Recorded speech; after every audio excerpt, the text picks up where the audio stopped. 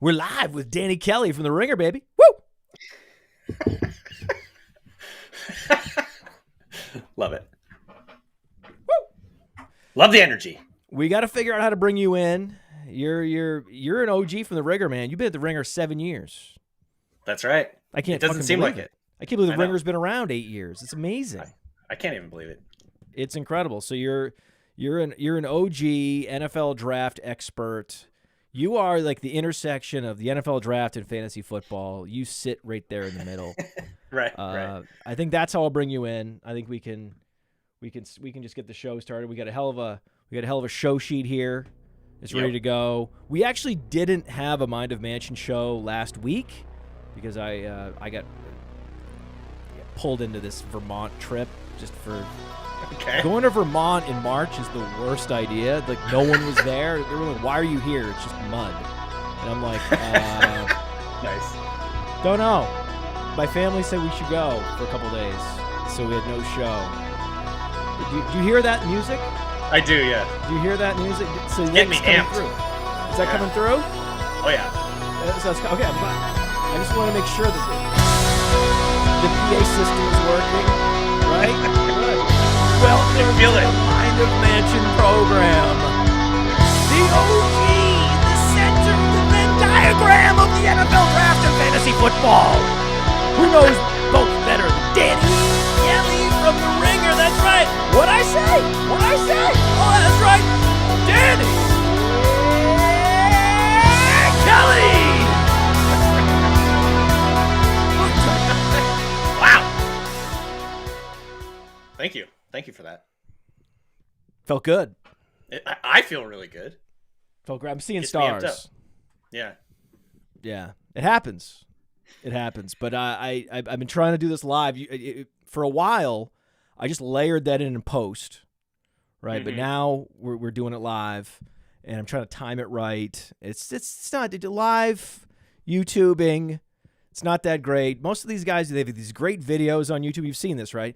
These guys have these amazingly well-produced videos on YouTube, and then the guy who runs the channel will go live, and it's really not it's not a whole good. Different beast, yeah. When he goes live, it's like really dull, and it's stop and start, and clearly he's not ready, and he's used to just stopping the camera and editing, and when he doesn't have that, and he doesn't have all of his sound effects at his disposal.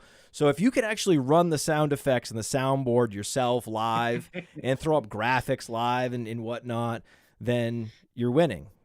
So I'm happy to be able to do that. And so today we've got you talking about the NFL draft, talking about NFL news, fantasy football movers, right? So the first things first, Kyle Shanahan. What the hell? Love Kyle Shanahan. What is he doing? Why is he doing this? I think he just likes to fuck with fantasy football people. You think he's fucking with his quarterback? He's fucking with a guy they traded like 17 first rounders for no reason, or they could have just stayed put and drafted Mac Jones. I mean, this is a guy who benched Brandon Ayuk for the better part of a season after taking him in the first round. Like, he does not care. I think this is one of those things where the cult of Brock Purdy is very strong in 49er land. Like, we were literally asking 49er fans a couple of months ago if they would take Tom Brady in 2023 over Brock Purdy, and they're all taking Brock Purdy. Like, there's a cult happening here. But that being said, like, he did his job. Brock Purdy did. They were, I believe, 6-0 or 6 or 7 games they won with him at quarterback. And so, I think this is what they're going to say, that he's going into next season as the presumptive starter. If Trey Lance took over and won the job, they probably would be happy, though. Don't you think? I don't know if they're setting up a situation where Trey Lance isn't even on the team in a few months. They're trying to trade him? Right. What are they doing? I mean, if they're feeling like this, I mean, a more stark example where the team flushed the player after a year was Josh Rosen. That's the fastest a top 10 pick's been been sort of flushed off the team, right? Where they just hit the button and down the spout he went, right? So this feels like they're inching him closer and closer towards the spout. It just the drain pipe, Billy. I mean, Danny, the drain pipe. I know. I think so. Here's how I would say it does feel that way. Yes. My response, though, and the reason people I think are excited about Sam Darnold getting traded, or not traded, but signing with the 49ers, is that Shanahan has turned seemingly bad quarterbacks or very, very average quarterbacks into guys that pass for like 8+ yards per attempt and spread the ball around. They have all these guys that can do the yards after the catch. And basically his offense elevates pretty much any quarterback he throws in there. So I don't understand, unless Trey Lance is just absolutely horrific in practice, like absolutely horrific. I don't know why they would move on from him so quickly. Plus, adding into the fact they've just been so injured at the position every year. They were down to like their fourth or fifth string quarterback in the playoffs. Like, they need the depth. I don't think that they're trying to move on from him. I think literally it's just they're going to cultivate a competition there. And this is exactly what we saw with Brandon Ayuk. Like, basically, you start doing it the way that I want you to do it, and you're going to thrive. But until then, we're fine playing this like inferior athlete or this inferior player, inferior arm. We're fine playing that guy because he does his job, like quote unquote does his job. You know what I mean? And so I think there was a little bit of that with Ayuk where he came in and was resting on his laurels a little bit from his rookie season. And they were basically like, look, man, you need to work harder. And they benched him for like a good part of a year. Well, we know that's what's going on with Trey Lance. Like, if there's no doubt, okay? There's no doubt that's what's going on with Trey Lance is either not showing up on the workout schedule in the offseason that they want. He's not as available to Kyle Shanahan as they want. He's not returning his texts. Maybe Kyle wants to set up like a daily meeting where they go over the game plan and he installs the playbook with Trey Lance. And Trey Lance is like, hey, man, I'm, looking at the calendar, I don't have to be at the facility for another 2 months. I'm good. Yeah. And Kyle's like, well, that's not how it works on the 49ers. Right. Like, we do things differently. No days off, right? This is very egomaniacal head coach behavior because he did just lose the 49ers millions of dollars. Like, if you look at every asset on the team as having trade value, he cost the 49ers and John Lynch millions of dollars by saying anything other than Trey Lance is our guy. He's an elite talent. I'm over the moon excited to work with him as soon as camp starts. That's what anyone with a brain that cares about the value of the organization would say. But then again, his ego is in this place because they traded 3 first-rounders and it didn't matter. They still had one of the best rosters in the NFL. They still had one of the best teams, one of the most efficient NFL franchises on both sides of the football, right? Great defense, great offense. They have the best skill position players in the league. You could put Purdy back there. You could put Darnold back there. They're going to put up numbers. They're going to be fantasy relevant. I want Sam Darnold in fantasy football, especially in Superflex Dynasty leagues. Yeah. Sam Darnold's a great guy you can pick up. Like in the FFPC, you have to cut down to 16, and you have all these rookie drafts where there's a bunch of veterans in the rookie draft. It's essentially like an expanded keeper league, really is what that dynasty format is. And it's very cool because it ensures that there's always plentiful options available, and you can have a rookie draft that's not 4 rounds, but 7 rounds. So it adds a lot of excitement. And if Brock Purdy is undergoing Tommy John surgery and Trey Lance has lost the confidence of his head coach, it doesn't matter who it is. Whoever the next quarterback is has Deebo Samuel, has Brandon Ayuk, has George Kittle, has Christian McCaffrey, and a quality offensive line to protect him. So I want that guy. He doesn't have to be great. Brock Purdy wasn't great, but he was very streamable. He's like, oh, there's another 18, 19 fantasy point game from Brock Purdy once again. And in Superflex, that is incredibly valuable. That is as valuable as almost any position player other than the very elite guys, to be able to get a quarterback putting up 18, 19 fantasy points a game. So there's no reason why you shouldn't be scooping Sam Darnold, putting him on your bench at the very least in every dynasty league, even a single quarterback league. As long as you have depth, he's going to have some value eventually because the direction this team is going. I mean, it's such a rare thing that you would draft a guy at 3 overall and then question everything about him after 2 years and crush his confidence and demoralize him in what is an egocentric tactic to motivate him. There are certain players that would respond well to that. I don't know if Trey is going to respond well. I hope Lance does. I hope so. I really hope so. I have a bunch of Lance. He's the type of player we love, especially like in a single quarterback league where you really need a guy putting up 20-plus fantasy points a game to make any kind of difference. You love a Trey Lance because he has that potential, so you end up having a lot of that guy. And then there's just so very few coach quotes that mean a goddamn thing, that move the needle at all. And so when one comes out that's like a thunderbolt like this, it's like, Joel!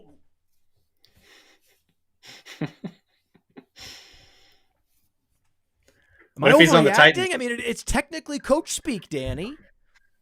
Send Trey Lance to the Titans. Sorry, send Trey Lance to the Ravens. How about that? Lamar signs with someone else, or is traded to someone else, I guess. I wanted them to trade Lamar to the 49ers and send Lance back the other way, but the money doesn't work. They have so much money tied up in their skill position players that are not quarterbacks, which is exactly what Kyle Shanahan wants because he wants a puppet quarterback. He wants a puppet quarterback even better. He wants a puppet quarterback that has been completely and utterly humbled by the league. Okay? He wants a guy with top 5 talent that's been completely and utterly humbled, crawling to San Francisco on his knees. And then he's like, I can help you. I can help you. Deebo Samuel, Brandon Ayuk, George Kittle. Check it down to Christian McCaffrey. You're familiar with him, aren't you? Well, I can help you, Sam. Now you're talking me into Darnold again, man. All right, I'm in. Let's do it. Oh, we're in on Darnold. Yeah, we're in on Darnold. Not out on Lance yet. Lance just may be the wrong fit. Wrong personality match for Kyle Shanahan, and he could thrive somewhere else. We've seen him play well for a half at least once upon a time that I saw. That was okay. Yeah. He has the huge arm. He has the speed and the size. It basically has what you want in a Josh Allen, a projection. They let the allure of Josh Allen. Josh Allen got Trey Lance drafted in the top 3. Josh Allen's the reason why the 49ers bungled that draft so badly. They could have had Mac Jones and their picks. Right. If they could go back in time, of course. They were like, oh, we might take Mac Jones at 3. We got to trade up to get him, though. Well, he actually didn't. So maybe sometimes let people fuck up in front of you, and they'll just let you have Patrick Mahomes, let you have Justin Fields at 10 to 15. That can happen. Mac Jones, boom, there it is. So it's understandable that when Josh Allen broke out, he also broke the brains of about 10 to 12 NFL general managers at the very least. Yeah. The siren song of Josh Allen, it's just getting stronger and stronger. I mean, we're going to see that in this class too with a couple different guys. Yeah. Yeah, you got, mobility, big arm, size, everything. Not the stats. Didn't take care of the football necessarily. Exactly. Not necessarily the fastest processor. That's fine. That's fine. Josh Allen. We can coach him. Josh Allen. Look at him. Right? I get it. Yeah, I get it. That's why, like, if it's me, if I'm an NFL team and I have the 101, as much as I love Anthony Richardson as a fantasy if I if I have so we have this app called the Breakout Finder, which looks at all the stats on a player's college resume, and we run a very sort of big data algorithm, right? Machine learning, and then so we have this hat, right? This is my fantasy football hat.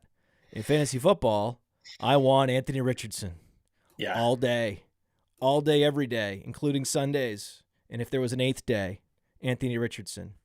Okay, if I'm an NFL general manager, oh hello CJ Stroud. Hello, CJ Stroud. You see, the thing is, we're one of 32 teams, and if we have the fortune of having the 101, even if we had to overpay to get it, the last thing I'm going to do is put that kind of capital at risk on a projection. It's one thing to take Allen at 6. It's another thing to take Trey Lance at 3. It's ridiculous and absurd to take Anthony Richardson at 1. I think the discussion about floor versus ceiling is very interesting. I think, and I don't know exactly where I land, because when you were talking and saying that, I do implicitly agree with you. Like CJ Stroud and even Bryce Young, honestly, Bryce Young has way more. There's red flags in terms of his size. Like that to me is a tough thing for me to get over. I think he's the best quote unquote football player. But it's like the size thing. Are you really is he going to be the outlier among all outliers in terms of his size? Like that is a big gamble. Well, it was 2000. It was year 2000. Drew Brees was year 2000. So it's in every 23 years. That's a generation, right? That's people have kids around age 23 to 33. That's, historically people had kids. Now they're having kids up to 43. But hey, that's why we have these generations. They're about 20 plus years. That's a generation. Generation X, Generation Y, Z, iGen, whatever it is, millennials. It's a generational outlier to be 5'11", 6 foot tall. And you talk yourself into Johnny Manziel. Jerry did. You talk yourself into Baker Mayfield. The analytics guys did. Wrong.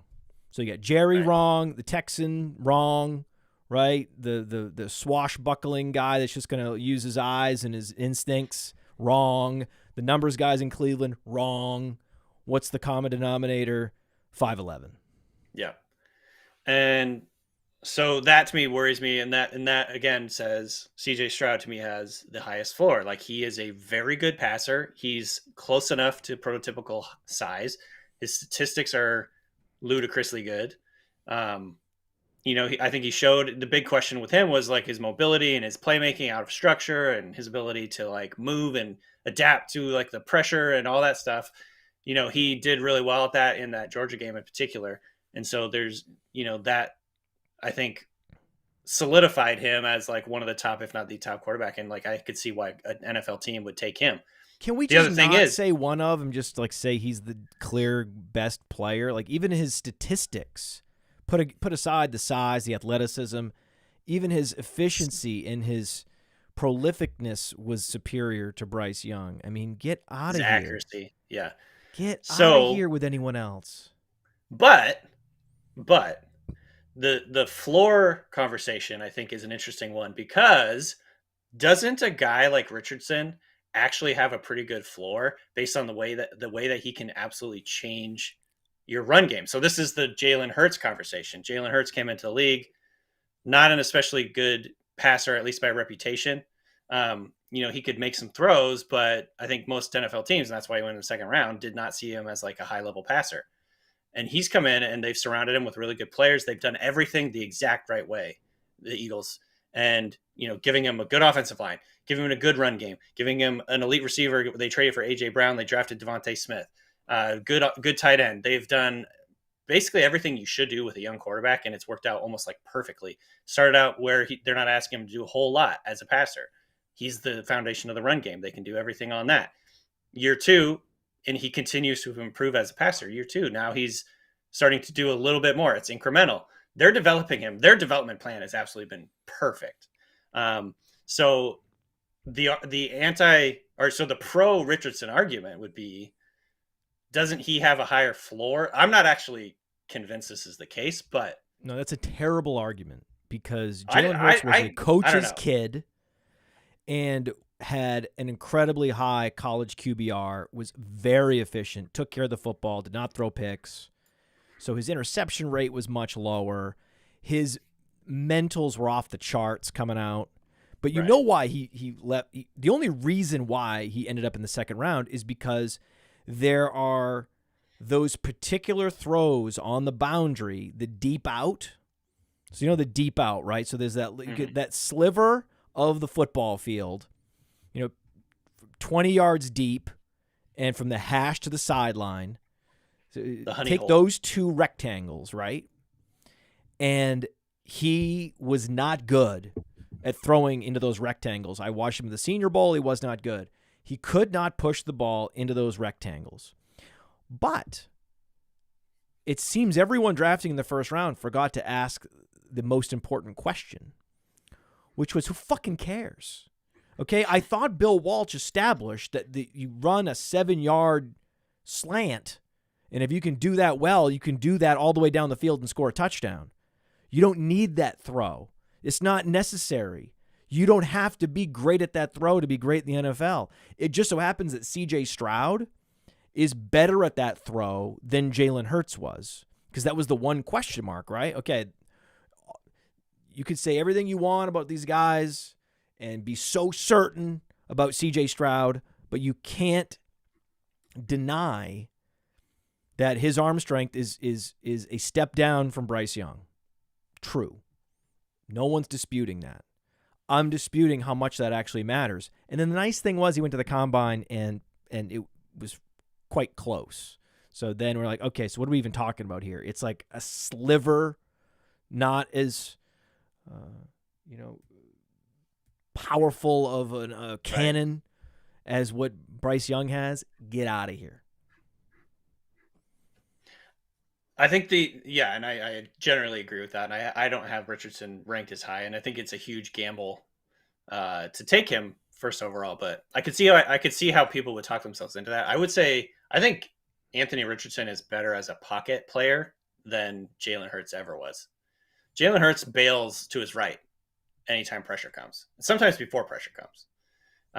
Anthony Richardson is willing and able, and has shown that he's able to step up there, scoot about, move about in the pocket, strafe to avoid traffic, and keep his eyes downfield. So I think I'm just arguing. I'm arguing I could see why an NFL team would talk themselves into that. You know what I mean?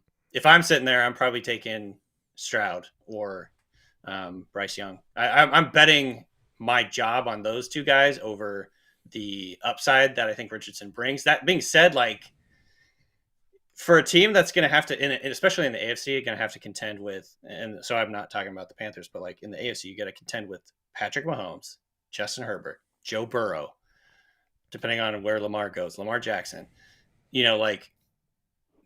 Do you think a ho-hum solid good starter is going to get you over the hump against those guys? Or do you want to shoot for the moon and go for an Anthony Richardson who can absolutely fucking take over games? I didn't even mention Josh Allen. Josh Allen too. You didn't mention Deshaun Watson either. Deshaun Watson. You're in a conference with absolute game wrecker quarterbacks. Do you think Jared Goff, is going to come in and get you over the hump against those guys consistently? Maybe 1 year? Sure. Consistently, I don't know. I mean, look at what Patrick Mahomes does. Look at Joe Burrow. Josh Allen. These are the teams that are going to be in the AFC Conference Championships every year, and the Super Bowl every year. So to me, as you can tell, I'm not really convinced one way or the other. I can see both sides of it, because you want the game wrecker. You want the guy who's going to take over a game. Otherwise, you have to have everything else perfect. And so. I think it's an interesting discussion, and philosophically, I don't know exactly where I land. I think if my job depended on it, I would take CJ Stroud, but I can see why you could talk yourself into being we need something more than that. I don't know. Well, we're here to tell those people they're wrong, and that CJ Stroud has all the things you want. He has the upside of a Joe Burrow, right? He is the most similar to Joe Burrow of all the guys you mentioned, and he also has a very high floor of putting up incredible efficient seasons, back-to-back super efficient seasons against high-level competition. Right. So there's no questions left. And then it gets interesting. So if we put C.J. Stroud off to the side, which I believe he should be, and I think he's going to go to the Panthers, and I think it's all going to – a lot of these things just work themselves out. Everyone's okay, we're not crazy, right? So then it becomes interesting. The Texans, they're in the AFC. They go Richardson. I got no problem with that. I understand it 100%. You want to talk about the scenario where it's Stroud at 1 and then the Texans surprise a lot of people with Richardson? I'm on board. That would be interesting. Yeah. Coincidentally, the owner of the Panthers used to be named Richardson. So, right. They want to distance themselves now from Richardson. That name. All the more reason to go Stroud. Yeah. Right? So, I was like, isn't there another Richardson? Oh, yeah, that Richardson. So, that would be dream. That would be the dream. The dream would be we go Stroud, Richardson, and then the other quarterbacks slip. Dominoes. And then we get to go pan to the green room and see like the sweat rolling down of Levis, the sweat rolling down. Bryce Young's not going to fall very far, but he could slip outside the top 5. Like he could slip to 6, 7, 8. There's also going to be trades. There's going to be movement, so it's very interesting. You would take Bryce Young or Richardson? See, I don't actually know the answer to that. I have Bryce Young ranked higher. I have Bryce Young ranked higher, and I think he's a better player right now. But the art and the difficulty of the draft is trying to figure out who's going to be the better player in 3 years. You know what I mean? Bryce Young, we talked about it. The frame really does spook me a little bit. I think he's a great player. The frame, the lack of bulk, the lack of size, it scares me. So I don't know. I think I would probably take Richardson. Here, let me put it this way: if the Seahawks are sitting there at 5, I'm a Seahawks fan. I'm going to be rooting for Anthony Richardson to be the pick. Well, that's the answer. Yeah. I have an easy out, by the way. We have an easy cop out. If you want to do a cop out, you want to do cop out? Let's do it. We can do cop out. Well, if it's the Raiders and they have to face Patrick Mahomes and Justin Herbert, I gotta go Richardson. Yeah. But if I'm the Lions and I'm in the NFC or I'm the Seahawks, I gotta go Bryce Young. Right? I mean, so I think we could play your game. Fair. We could get the ultimate non-answer. We could just be politicians about it because it is really hard. Yeah. It's really hard. Bryce Young is a lot safer, but Richardson has significantly more upside. But you don't draft in the top 5 very often. Right. So the chances are low that you're going to ever draft in the top 5. It can be years and years go by. Right? I mean, Washington's no good, and they're drafting at 16. The Steelers are no good. They're drafted at 17. Yeah. Right? Detroit only has a top 10 pick because they're geniuses trading Matthew Stafford at his ultimate peak. Well, he wasn't. No, that's actually not true. They traded Matthew Stafford at his sort of pre-peak, the year before he peaked, which was the Super Bowl. His peak was winning the Super Bowl. Of course, his peak was winning the Super Bowl. But if you're in their position and you have no chance of winning the Super Bowl, that was just also dead center. And the other part that you could really compliment the Lions on in this whole thing is they could have seen an absolute collapse by the Rams, but just the way that they're building that thing, you know what I mean? It was like, there is no tomorrow with the Rams. They were building this thing to win the Super Bowl, period. And so from the Lions point of view, hey, hopefully this collapses quickly, more quickly than anyone else is expecting, maybe. And a couple injuries, you see Matt Stafford, has an injury and it all falls apart. They have no backup plan because they are a house of cards, more or less, based with their elite guys. And then a few other, contributors. That was basically how they built their roster. And I think losing, the top guy definitely made that house of cards collapse. So kudos to the Lions. I would say the same thing about the Seahawks, trading Russell Wilson. Now they have a top 5 pick. I didn't know that was a good move at the time. I didn't either, honestly. I mocked it. At the time, I'd sort of been advocating for the Seahawks to trade Russell Wilson simply because they didn't want to run the offense that he wanted to run. And there was a friction, there was a tension there that was never going to heal itself. It was never going to go away. So I said, might as well, if you can get a lot for him. I can understand why the Seahawks are doing this. I didn't think it was a brilliant move necessarily.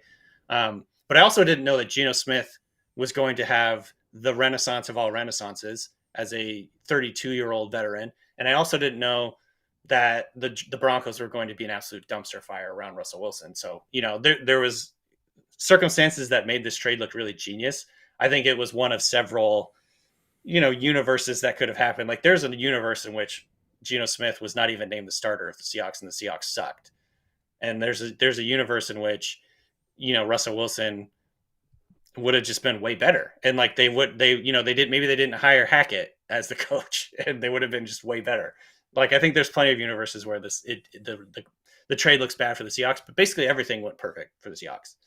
Every single domino that they needed to fall fell, other than maybe them lose. The Broncos won the final game of the year, which kind of sucked because it could have been like a top, I don't even know what it would have been, a fourth or third pick, I should say. But overall, like it went pretty perfect for the Seahawks.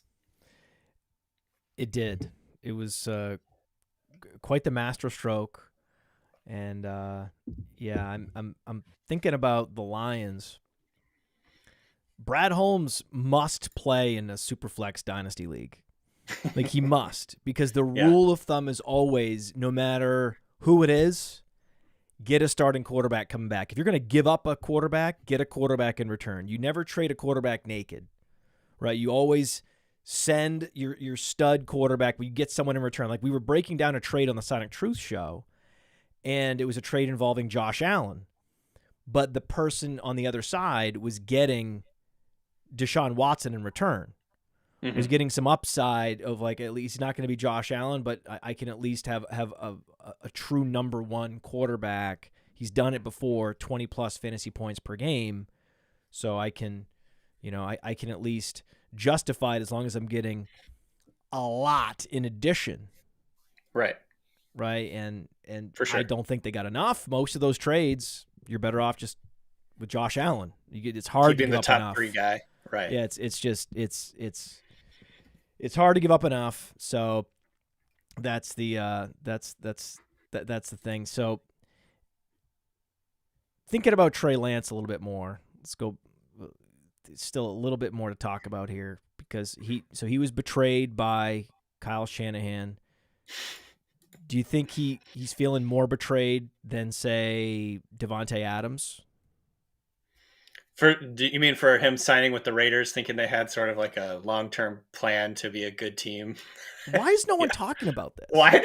I can't. That's a good question. Why is no one talking about how Devonte Adams must feel? He must feel terrible. Because so now you have like basically the new Devonte Adams, like a sexier Devonte Adams in Garrett Wilson is now with Aaron Rodgers. The younger version. Sexy, He's stuck in the AFC West. Right. Like, the whole thing is just, it's so sad.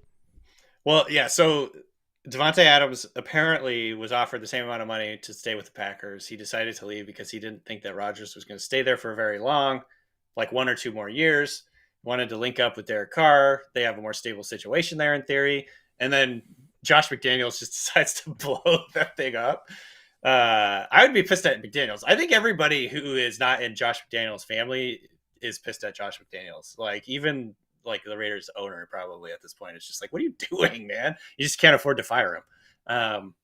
Yeah, it's a tough situation. And now they don't I don't even know who is their starter this year. Like, do we have a good beat on that right now? Jimmy Garoppolo. Obviously Jimmy G, but like, is he healthy? Number one, is he going to last? Like, are they going to take a quarterback and like, is Jimmy G going to be just another bridge to the rookie quarterback? I guess the only question I ask is, are we confident that they're not taking a rookie and just having Jimmy G as like the insurance? I guess he's probably making too much money to be the insurance, but I don't know. We've seen it before, and obviously Jimmy G has gotten hurt quite a few times in the past. So it's a vapor contract. Right. They can get out in a year. Right. That contract is nothing. Or that contract is one of the more cartoonish, unguaranteed nothing contracts. It's basically a 1-year deal. They're going to draft a quarterback if they know what they're doing. I mean, they have to. I mean, there's going to be a quarterback there. One of the quarterbacks is going to be there. And if they don't draft him, that means that he's probably been overrated by the mock drafting industrial complex. like we had with Malik Willis, most famously. I mean, to have everybody taking this guy, mocking him in the top 10, right? Yeah. And then to have him fall to the third round, it was, did you have Malik Willis in the top 10? No. I mean, I think I did. There you go. Nice job. I can't remember. Maybe I did. I honestly can't remember. I had him. No one knows. No one's gonna go check. No one's gonna go check. Yeah. I do remember mocking him in the top 10 one time, and then everyone was like, "What are you doing?" And I was like, "Yeah, this probably won't happen." But yeah, that was the most egregious miss by it was like all of the media, like all of draft media, not just like Twitter draft guys. It was like even the big name guys all thought he was gonna be like maybe a late first rounder, like at the worst early second rounder. It'd be like one of the first couple of picks of the second day, and then for him to fall to day 3, it was like, holy crap, we really overestimated this and bought into the hype, bought into the upside of the athleticism, even though there was like a million red flags to worry about. Yeah, that was, I think there's probably never going to be, I mean, in theory, there's never going to be something quite that everybody whiffs on quite that hard. I feel like, I mean, maybe, but like, it doesn't feel like it. That was to me, like the widest disparity between sort of like what people thought was going to happen and what actually did happen. I'm fine with it. I'm fine with what happened, because if most people that are mocking a player are penciling him into the first round and he has that athletic profile and a strong arm, you want him. Just as a matter of principle, just keep going back to that. Just keep going. That's a rule. Like what happened with Malik Willis made me question nothing about my process for drafting rookie quarterbacks for dynasty leagues, especially single quarterback dynasty leagues. I'm going to go right back to him. And I'm going to go right back to that again. I'm going to go right back to that again. And I'm going to go right back to that again, right back to that, especially if I'm drafting before the NFL draft. And you have no choice. You have to go with what the mocks are telling us. It's not like we have a red phone. We can know, hello, oh, okay, right. Where do you have Malik Willis on your big board? Okay, NFL teams aren't going to tell you. Right. So we're stuck with the whisper campaigns that happen and what the mock drafters are picking up and putting out there. And so they got it as wrong as you can possibly get it, but you follow that process. It's the same thing with Anthony Richardson. It's just anytime you have a guy that can be a real game-changing 25 fantasy points a game, mobile, dynamic quarterback, as long as the mock drafters think he's going first round, you take him. And even if they don't, and you trust your eyes and you're like, this guy was awesome in the college football playoffs year after year, he's got that it factor. He's Jalen Hurts. I don't care if he falls to the second round. I'm pushing the button on that guy too. Yep. Right? Whatever. Just keep going back to that well, and then you can look up and like, oh, who are my quarterbacks? Oh, I have Jalen Hurts. That's good process. Right? I mean, I'm so sad that I don't have more Hurts, because you could get him in like the middle second round, like in Superflex. It was crazy. You could get him in the middle of this. That's it. Kids, let me explain this to you. There was a time years ago when you could draft Jalen Hurts in the middle of the second round, and I was on here with Curtis Patrick. Curtis Patrick, he's going to return to the show. In fact, I'm going to email him after the show and make sure we set up a time. We talked about the fact that we would rather have Hurts over Henry Ruggs. Yeah. And that was definitely not the consensus back then. It wasn't. It wasn't. I was like Henry Ruggs is going at the 1-2 turn, and then I was like, I'm not taking him there. I don't care. Kadarius Toney, same thing. There are certain first round wide receivers that I'm just not going to touch because they weren't productive enough. That's it. Right. The end. Right. The end. Bye-bye. And I'm like, I'd rather have Hurts. And he's like, I'd rather have Hurts too. I was like, oh, man. We're hot together. The one thing I will say about this Hurts situation, and I said it before, the Eagles executed this perfectly. Like, they threaded the needle to perfection in terms of getting him superstar receivers, a stud offensive line, a good offensive coach, like a good defense to like make it easier for him. He played with like zero. He was like, he passed like 10% or less of his passes came when they were behind. last year. This is absolutely perfect helpful scenario for a quarterback. And so in any other fucking world, Jalen Hurts could still be a backup. Like, there's so many universes in which Jalen Hurts just never was even the starter. You know what I mean? You know who else could be in that situation this year? Sam Darnold. The one thing I will say about Malik Willis, I look back at my final mock, I had him 20 going to the Steelers. They did pick a quarterback there, Kenny Pickett. Well, you had the wrong quarterback. Big deal. I picked the wrong we know that Tomlin was really caping up for Malik Willis during the process. Yeah, which turned out to be a big smokescreen, evidently. But what I will say about Malik Willis is he landed in like the worst situation possible, at least from my point of view. Like, reading the tea leaves, reading body language, watching interviews, Mike Vrabel hates Malik Willis. Like, he just does not want anything to do with Malik Willis. He doesn't think he's good. He doesn't want to play his style of football. He doesn't trust him. He doesn't like him personally. I don't actually know what is going on. The Mike Vrabels, the Kyle Shanahans, these egomaniacal coaches that hate improvisation. Why? If you're a general manager, if I was tethered to Kyle Shanahan, the last thing I would give him is a project. The last thing I would give him is a young project. That's why it should have been Mac. I would give him a reclamation project. I'd give him the Darnolds. I'd give him as many Darnolds as he wants.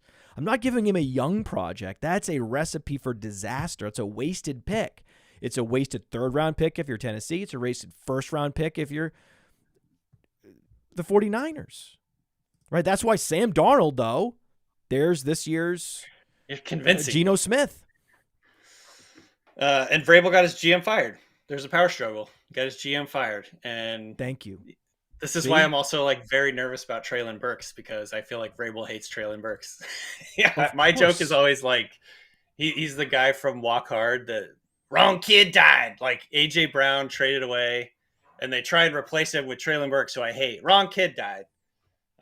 So this makes me worried. Like, coaches just have their guys, you know. Like, we in the media, especially fantasy football, like Arthur Smith, I hate because he won't pass the ball to Kyle Pitts. I like this Kyle Phillips kid. He's got grit. Yeah. Shut the fuck up.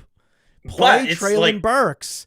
Right? As a human being, that's who they are. They want the guys that they trust to do the little things that they think are really important on the football field. And this is what coaches Trent Sherfield over Brandon Ayuk. God. Yeah. Right? If Treylon Burks gets Ayuked this year, please God, trade him. Yeah. It's going to be upsetting. It's going to be very upsetting. It could happen, though. It could happen. We could have Burks Ayuked. Yeah. On one, dictator coach's team, and then we have Sam Darnold elevated and become Geno Smith. And I mean, it's in the range of outcomes that Sam Darnold is a top 15 quarterback in fantasy with those weapons. Yeah. God, imagine that. Hate to say it. Look what he did with like Nick Mullins, man. Like, anything is possible. Anything is possible. CJ Beathard, anything is possible. Let's look at the rookies. Let's look at rookie running backs. We had Israel Abanikanda melt faces in his pro day. He has size. He has a 1,500-plus yard season. He has a 20-plus reception season on his resume. He's 20 years old. Mm-hmm. I set all of that up for you to give me your big movers. Since the combine happened, since the workout process started, who's moving up for you at running back? I mean, it's got to be him, honestly, like the number one riser. It's funny because, like, I don't know if I really like him. Like, here's the deal. He's not my style. He's not my type. My type is like guys that create on their own, break tackles with like jukes and power and all that stuff. Like, I grew up, Marshawn Lynch is like the epitome of what a running back should be in my world. So when I watch Awakanda, is that how you say his last name? I'm not very good at this. I don't know. Abanikanda. Izzy. When I watch Izzy. Yeah, Izzy. He's not that guy. He, to me, is more like on the spectrum of like a Isaiah Pacheco, where you're just point him in a direction. He's going to run there extremely fast, extremely hard, and he's going to get positive yards. And, he's probably not going to create for himself a whole lot, but he's going to break tackles because he's running so hard, kind of deal. And so I think he's stylistically, a cross not my... between Tevin Coleman, DeMarco Murray. That's great. Yeah, I could see that for sure. Tevin Coleman's actually a really good one. Well, so the problem with the reason I say DeMarco Murray is because that's how big DeMarco Murray is. Tevin Coleman was only like 207, 208 coming out. True. Abanikanda was weighing in at 215, 217 or something. Yeah. Yeah, man. So ultimately, my point is I'm going to have to move him up, even though he's not typically the type of guy I tend to fall in love with in terms of style or whatever. But you can't ignore it. He's going to get drafted. He's probably going to get a role in the NFL. He has a lot of upside because he's young. He's like 20 years old or 21. And yeah, I mean, you can't ignore it. I think teams are going to like this guy. Explosive, get that explosive big play element on their offense. So yeah, he's one of those guys where I probably would have had him ranked lower coming into this process, but it's hard to ignore everything that he's done. You have him ahead of like a Zach Evans. You got to put him ahead of Bigsby. You got to put him ahead of these guys. Yeah, I think he's in that. He's like solidly in the second tier somewhere. Kendre Miller is where I have him. Yeah. But we haven't seen Kendre Miller. I don't think, did Kendre Miller participate in his pro day? He hasn't yet. I was trying to, I mean, at least as far as I have seen, he doesn't have any numbers out yet. No, we don't know. I have no idea whether he's going to do any testing, if he did any testing. Let us know in the chat. Let us know in the comments. Does anyone know if and when or where there's ever going to be any testing for Kendre Miller? If there's no testing at all for Kendre Miller, it's going to be tough, man. It's going to be tough to take him over Abanikanda. You're going to have to rely on the tape. I believe that most people that watch film believe that there's a little more lateral quickness and a little more it factor with Miller. See, this is the perfect segue because Miller is my type. You know what I mean? Like, he's a big bruiser, but he's got lateral juice, the ability to make guys miss in a phone booth, if that makes sense. Like, you could come downhill and make a guy miss, or at least deflect, take a lesser hit and fall forward because you're not, just taking this big hit. So he is definitely more my type. I would say when I was watching him though, like it didn't really click with me 100% that I love this guy. Do you know what I mean? Like, there are plays where I'm like, oh, I can see Ramondre Stevenson. But then there are other plays where I'm like, he's just kind of a grinder, like between the tackles guy. I don't know if I just don't know exactly where I fall with him. He's a hard one for me personally to rank, just because I think there are times where I'm like, oh, I love this guy. And then there are other times where I'm like, that game was just like really boring to watch. Like I didn't get anything from that game. You know what I mean? So he's kind of a tough one for me. And then we don't have the testing. I have a riser. Why don't you evaluate this riser? Evan Hall. Yeah. Evan Hall's good, man. I wrote him down. You did? Thank God. I had the muscle hamsters, as I like to think of them. The Chase Brown, Evan Hall tier of guys, like that archetype. Both of these guys are short, stubby, super muscular, explosive types. You know what I mean? You know the difference? The difference is that Evan Hall has much better instincts. He's going to be better in pass protection. He's going to be better at reading the defense, running the right routes, all those things, thinking on the fly. The passing Seeing game those two guys at the Senior Bowl, it was night and day. Evan Hall was doing the right things. He was overmatched because he's smaller in some of these drills, like especially they put them in an impossible situation with pass pro. Really, only Roshan Johnson was able to dominate pass pro because he's your type too. I love him. Yeah. We love You're Roshan. Starting to understand my type. Yeah. I know that type. It's Cody loves these guys too. You and Cody are similar in that you guys know shit. You know what I mean? People are like, how is it possible? Like, guys, these are great football players. Yeah. Okay? As much as I love Tevin Coleman was like the reason why this show is as popular as it is, because I had Tevin Coleman clip go viral. Right? So I love Tevin Coleman. But Tevin Coleman was never going to be the main guy. He's a slasher. He's landing spot dependent. There's a whole range of slashers out there, from Ty Johnson to Tevin Coleman. They're fast, but they just don't create yards on their own, and that is something you need to do. Evan Hull can do that. Chase Brown, we'll see. So we have Hull ahead of Brown, just so you know. I would too. I mean, I was watching Brown last night. Like, there's things to like. He is, again, I would just say, like, in that mold where less of a creator, more of just like a bruiser, and like a really good athlete that it's worth sort of taking a flyer on. But like, I think it's going to be super landing spot dependent. He's probably going to go day 3. It's not the type of guy you typically want to invest in, especially in fantasy, unless he like lands in the perfect situation. You know what I mean? Anyone that's been the big downward trending running back for you? Well, I don't know if like big downward, but like it was definitely concerning with Zach Evans weighing in at 202. That was a little bit of like a damn, because I wanted to like it. I like it, like running talent. I think his ability as a runner is very intriguing, but then there's just so many other like kind of red flags about him that makes me curious in terms of like what he's going to do in the NFL, where he's going to get taken, like what his draft capital is going to be. It's like all over the map. He could be a day 2 guy. Would not surprise me either if he was like day 3, like mid day 3. Isaiah Spiller. So yeah, I mean, exactly. Isaiah Spiller. Yeah, that's like, I think he has more juice than Spiller, but at the same time, like the weighing in at 202 is like worrisome. Like, what is he? He's better than Spiller. Okay, let's just be clear. It's hard to be worse than Spiller, right? I mean, Devon A-Chain, the year prior, it was the reason why we didn't like Spiller, because we're like, listen, okay, there's another running back who's very good, who's going to get drafted, but I mean, if you're not the best running back in your own backfield, and that guy's not Bijan Robinson, and your name's not Roschon Johnson, then that's specific. Yes. Yeah. I mean, okay, you can go back to like Cadillac Williams and Ronnie Brown. Okay. Right. We've had a few of these, Todd Gurley and Sony Michel. It happens. Well, actually it was Gurley, Michel, and Chubb.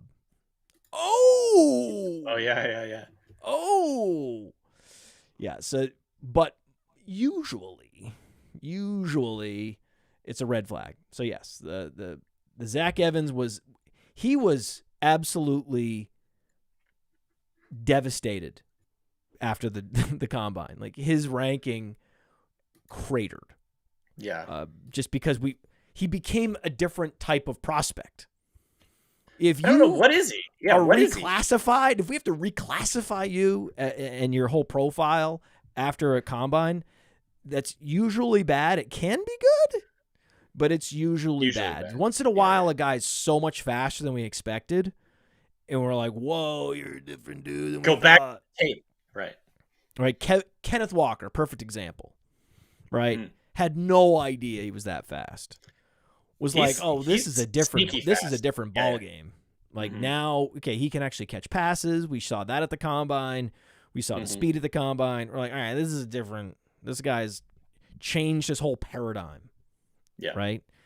So that's Evans, but in reverse. Right. Like, opposite. Like, and also Deuce Vaughn, just because Deuce Vaughn he's too small.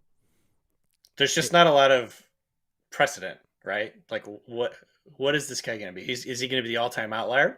There's a slight chance, but are you going to bet on that? So when guys are short, that's usually okay, because that means their BMI is higher, and they're actually can be more durable. The DeMarco Murray's always had lower body injuries because they're 6 feet. They have to run a little more upright. They're a bigger target.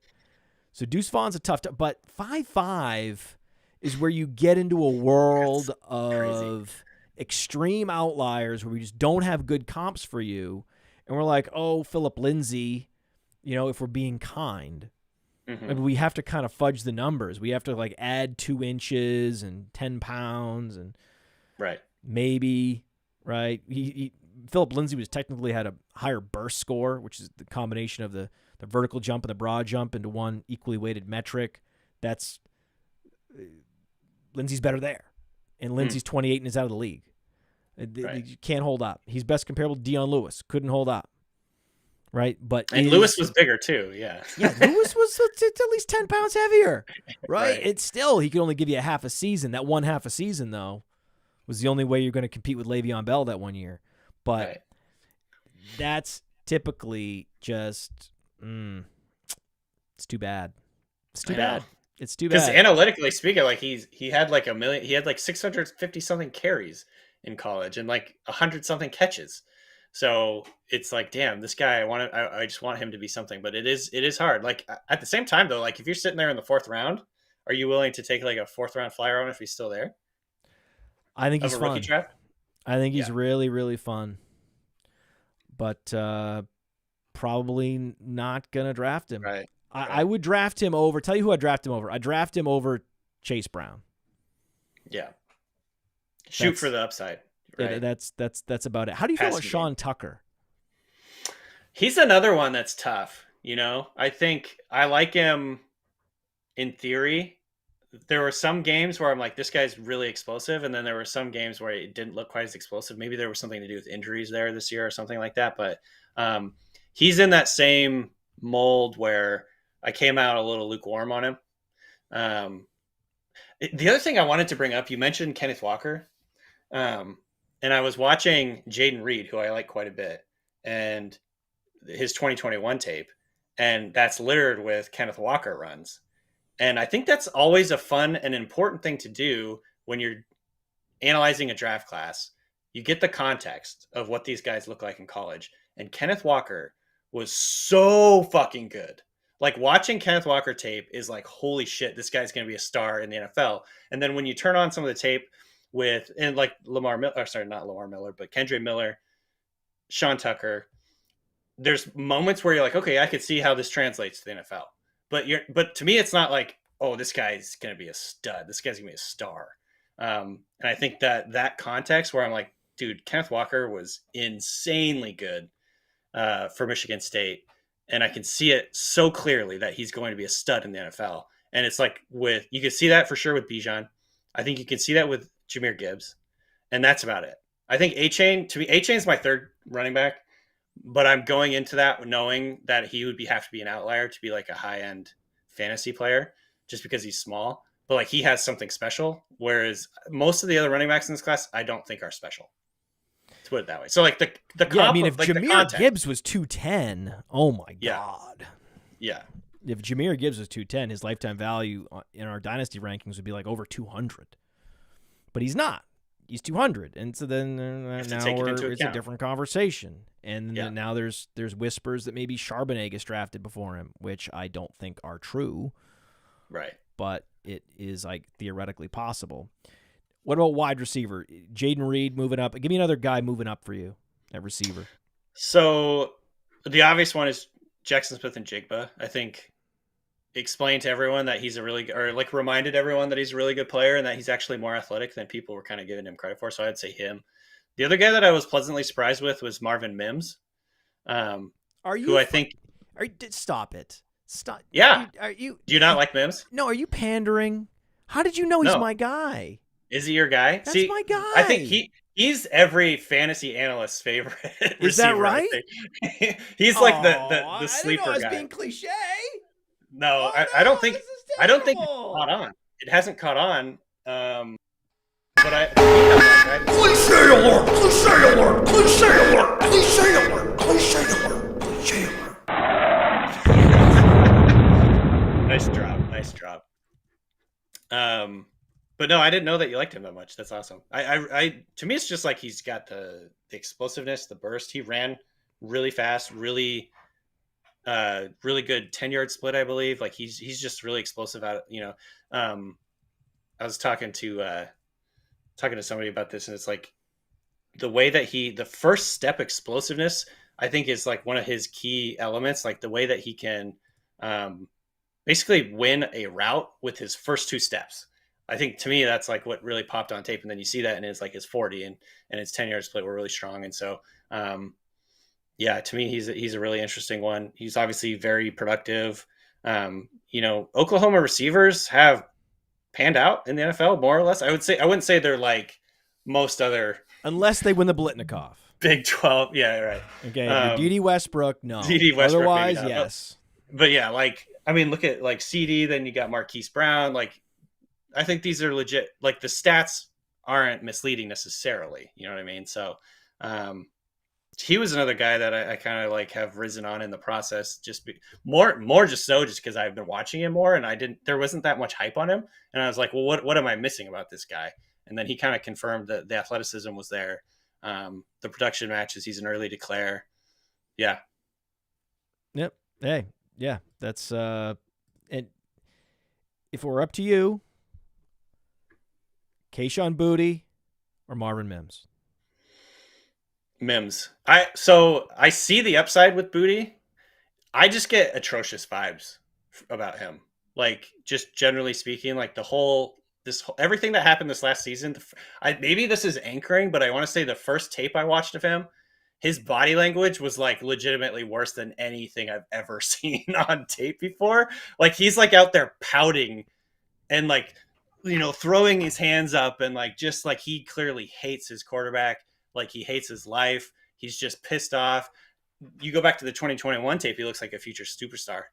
But to me, like, I'm just like worried about what happened. And then of course he tested really, really poorly, at least in everything but the 40.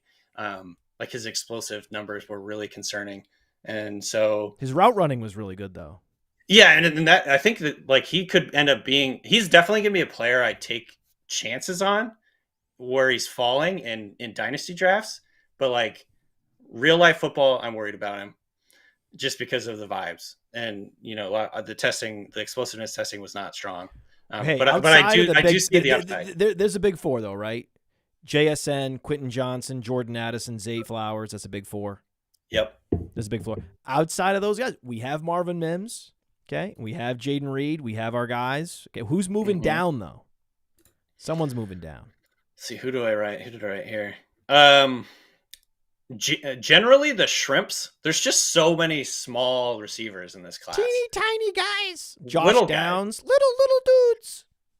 You could even throw Jordan Addison in there. Like, his weight is a worrisome thing to me. He wasn't like, his testing wasn't super explosive. I could say the same thing about, just like there's guys like Tank Dell, Trey Tucker. I'm just looking down the list. There's so many tiny players in this class. I'm just like, what is their ultimate upside in the NFL? Like, as a number 3 receiver? Yeah. Like, is that like, you know what I mean? Like, I think Addison is going to be a good number 2.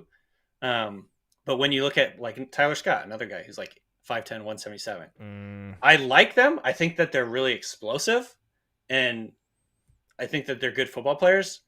But I think a lot of it is going to be landing spot dependent, which scares me, because like, are these guys going to come in and be number 1s? Probably not.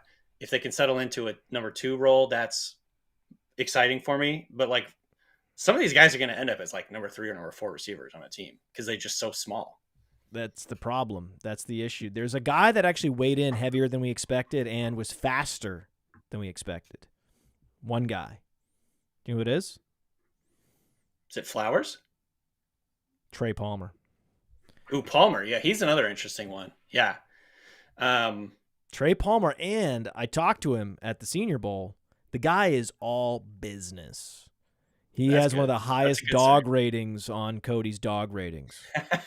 I love that.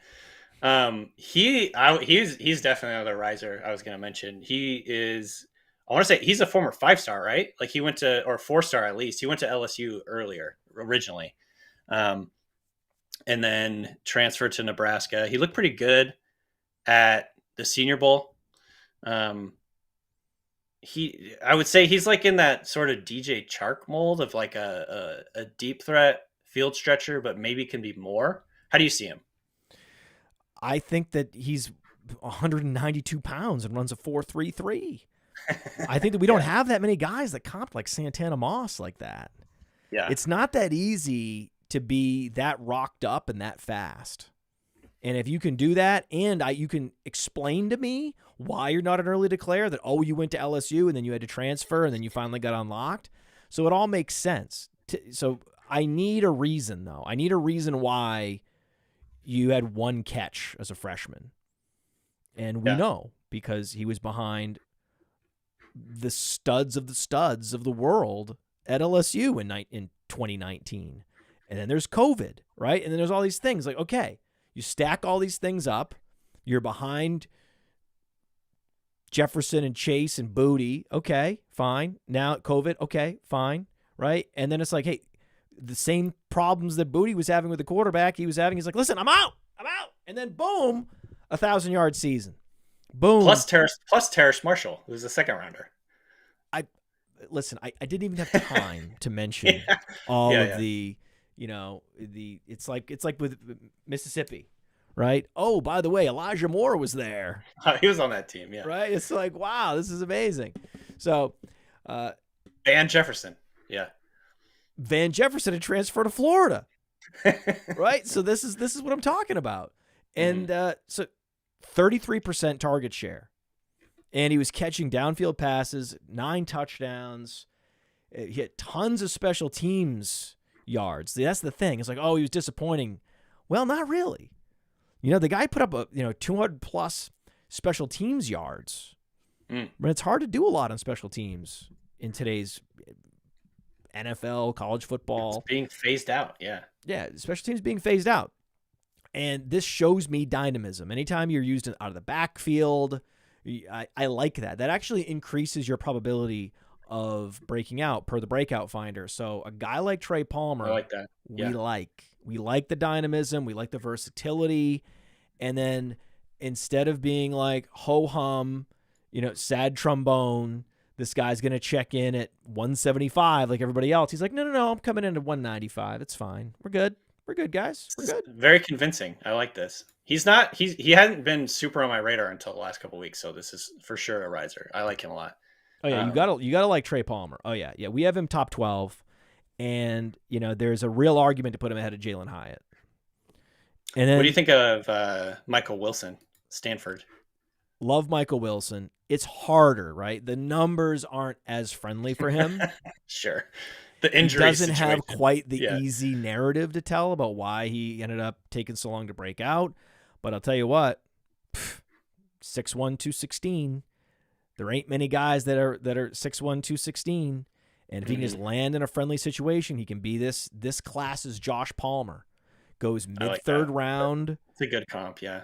Goes to a team with a great quarterback and be the third receiver. If he goes to Buffalo, he can go to a bunch. I'd love to see him in Buffalo. He'd be perfect in Buffalo. I can see him, perform. He's so tough. He's such a great guy. I was gonna say he's another all like business. He's all business, and he's gonna work his ass off, and that's that there's something to be said for that. Like, it does remind me just a little bit of Doug Baldwin. Not stylistically, they're not the same player, but like Doug Baldwin, all business, like dead serious person, and he outplayed his draft stock. He outplayed his college tape. He outplayed his college, performance, his stats and all that. Like almost immediately, like rookie year, he like did more for the Seahawks than he ever did in college, basically. And so,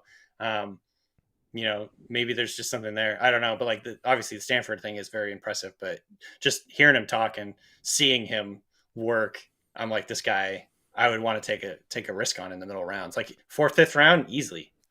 Oh. Yeah, I mean, I think that he deserves to go late 3rd round. I mean, the wide receiver position has become so valuable in the NFL that rookie receivers, if you can get a rookie receiver in the 3rd round, as opposed to like throwing a dart on some linebacker, get out of here. I want the receiver, man. Second, 3rd round, I'm shopping. That's my receiver shopping spree if I'm a NFL team. I bet if I were an NFL GM, I bet there'd be multiple years where we double tapped receiver 2nd and 3rd round. Michael Wilson had the best footwork of anyone at the Senior Bowl. Agreed. I mean, he had lightning feet, like rat-a-tat-tat. And at 6'1", 216, it's like, oh, wow, that's impressive, right? And the problem with these guys at the Senior Bowl this year was the quarterback play was the worst that there's been in like 5-10 years. So tough. Didn't get a chance to make a lot of big plays. But, yeah, we have him top 15. You can go to our rankings, our rookie rankings on Player Profiler and see exactly where we have these guys. And we have it dialed in. I mean, a guy like Michael Wilson, I think there's an argument to put him ahead of Tyler Scott, ahead of Jalen Hyatt. Same thing with Trey Palmer. There's an argument to have both those guys in the top 10 because who are we talking about? We're talking about like a Josh Downs who has really big size concerns. Right. And then you're down into the Charlie Jones zone where it's like, hey, great football player, but way old, way on the outlier into the spectrum on age and some of these other things. Yeah. And you're down into like the Puka Nacua range where, this guy's a possession receiver. He has limited upside. It's a bad wide receiver class. It's you got JSN at the top. Quentin Johnson's a little more refined than people thought, so he's actually rising. So I like Quentin Johnson a lot. And then it's like it's kind of like a squinting, and you see a couple guys, like you see the picture coming into focus a little bit when you squint, like, oh, I guess Michael Wilson. Oh, I guess Trey Palmer. Oh, yeah, Marvin Mims. Yeah, I love him. And then that's it. That's it. So basically, it's like a lot of years for dynasty rookie drafts where, you could get a guy like this, like a Mims in the second round, right? You get a guy like Mims in the second round, Jaden Reed in the second round. Maybe you go a Trey Palmer or a Michael Wilson in the third round.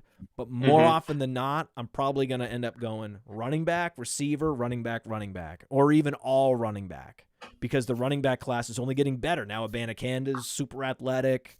Hell fucking yeah.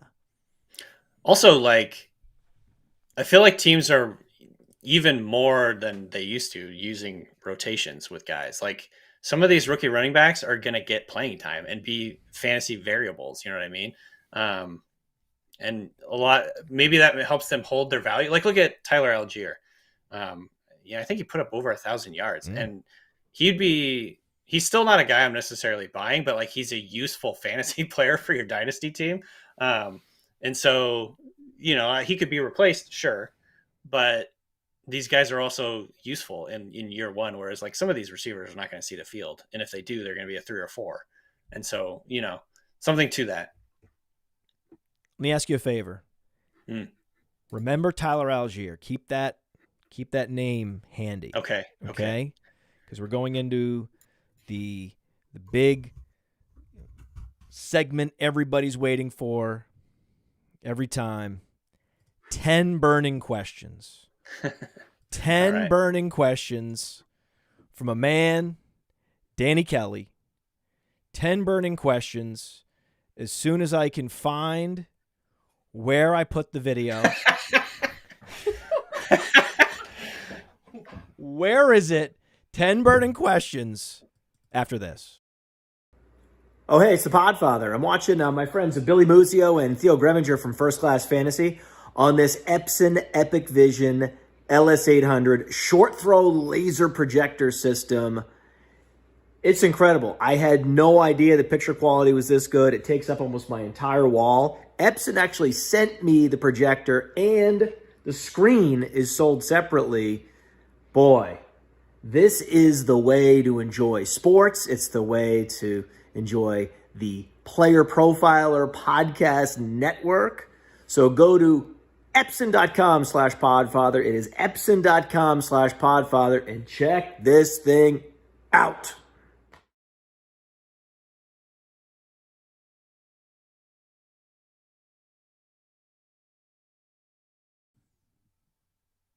Pretty cool, huh?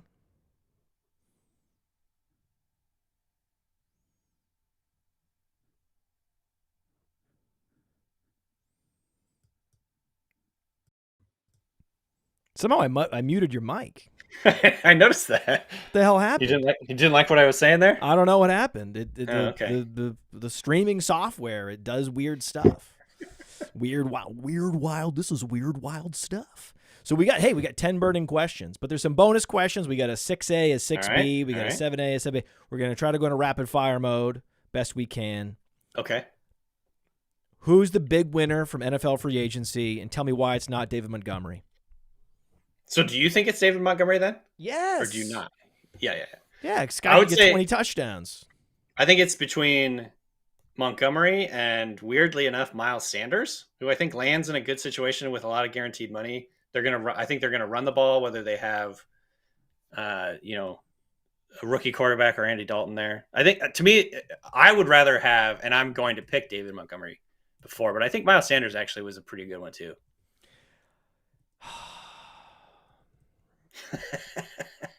I can't decide what I think about Miles Sanders. I kind of hate the offense. I kind of hate the situation, but I kind of love that he signed a 4-year deal. Right.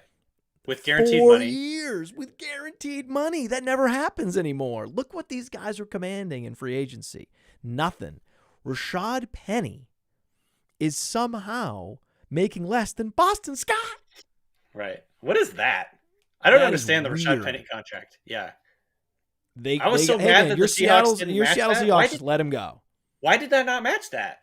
That's what I don't understand. Because as soon as Penny got hurt, I remember telling the Seahawks group chat that we have, like, this definitely sucks, but also this means they can get him back for cheap. For keep him in town. And I think him and Kenneth Walker are a great 1-2 punch. That would give them a really explosive, big play potential backfield. And then I don't know what exactly the deal is, like 1.3 or 4 million or something like that, right? But like, it was nothing. Like, I don't get it. And now they don't have any backups. So yeah, to me that was a weird deal. Obviously, it's related to his injury history, but they're going to draft a back. They want to draft a running back. What ends up happening is a lot of these teams, they end up liking a rookie or 4 rookies, and they're like, we'll get one of these rookies. They might as well. They might as well just go with a rookie. They might as well go with youth. I could see them liking several of these running backs in this class, like Roshan Johnson in like the 3rd or 4th round or whatever, and just be fine with that. I secretly want them to draft Bijan Robinson just because the world would burn. But like, that's not going to happen. No. What? They have their Bijan Robinson and Kenneth Walker. I know, but I just think it would be funny.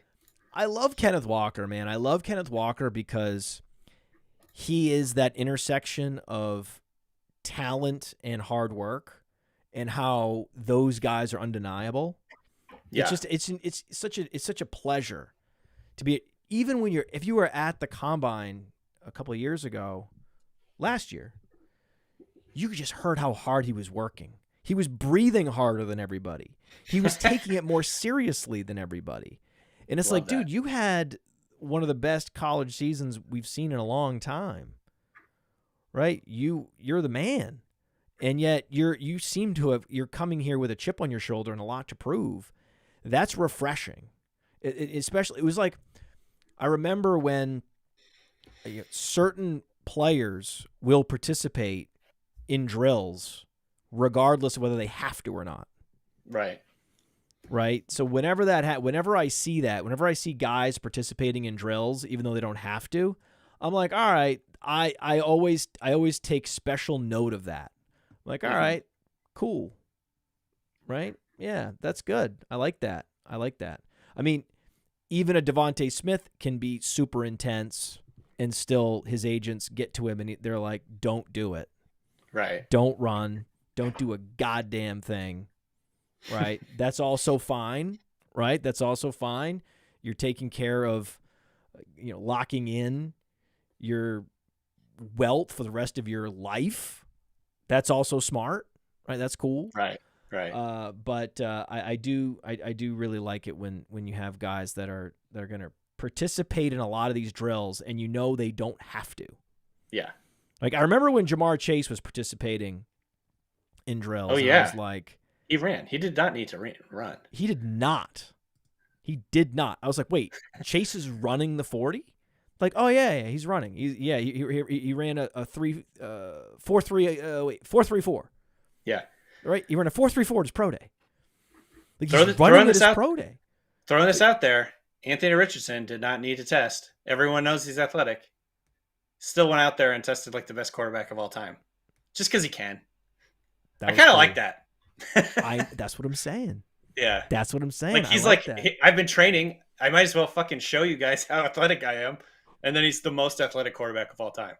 This is something else. So the drill these guys hate doing, okay, and this is also part of like the dog rating that we have. Like, we have this dog rating, okay? I love that. DAWG. And part of it is like, do you participate in the agility drills? Mm-hmm. Because they're being really snobby about the agility drills. Like, it has to be my turf and my pro day and my facilities, and I don't want to slip and all these things.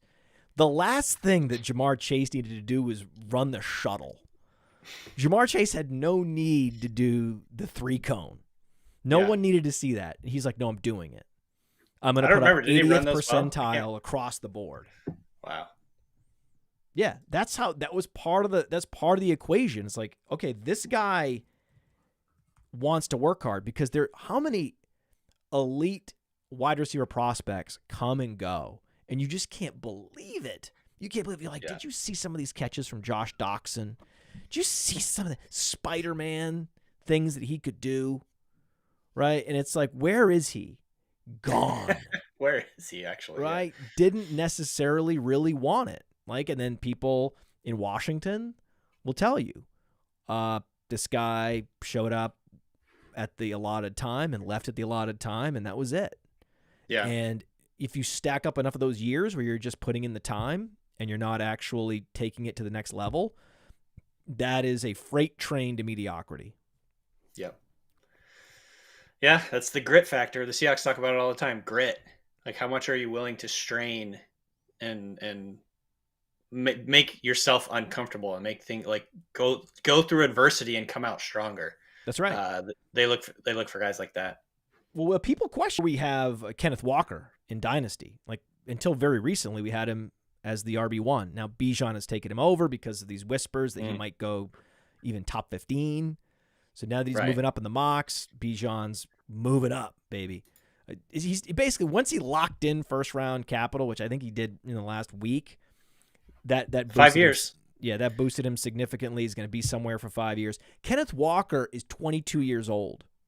Kenneth Walker just had an incredibly impressive season and was the best runner in college his final year. There's nothing not to like. He already proved that he can catch 50 passes in a season if you just extrapolate what he did last year. And we know that he has that. Yeah. We know he's probably working out right now.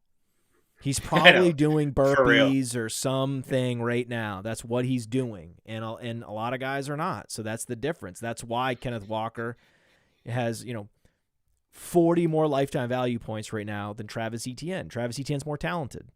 Does it matter? Yes, it matters. It's why Travis Etienne's where he is. But the effort level is going to actually win out. And that's what's cool about this sport. This sport, people think, it's got to be all about size and speed. It's the NFL, right? Have you seen these guys play on Sunday? It's actually, well, guys, Chad Ochocinco, these guys, they were more just obsessive compulsives. Right. They weren't actually the most athletic guys, even Terrell Owens. Like Antonio Brown?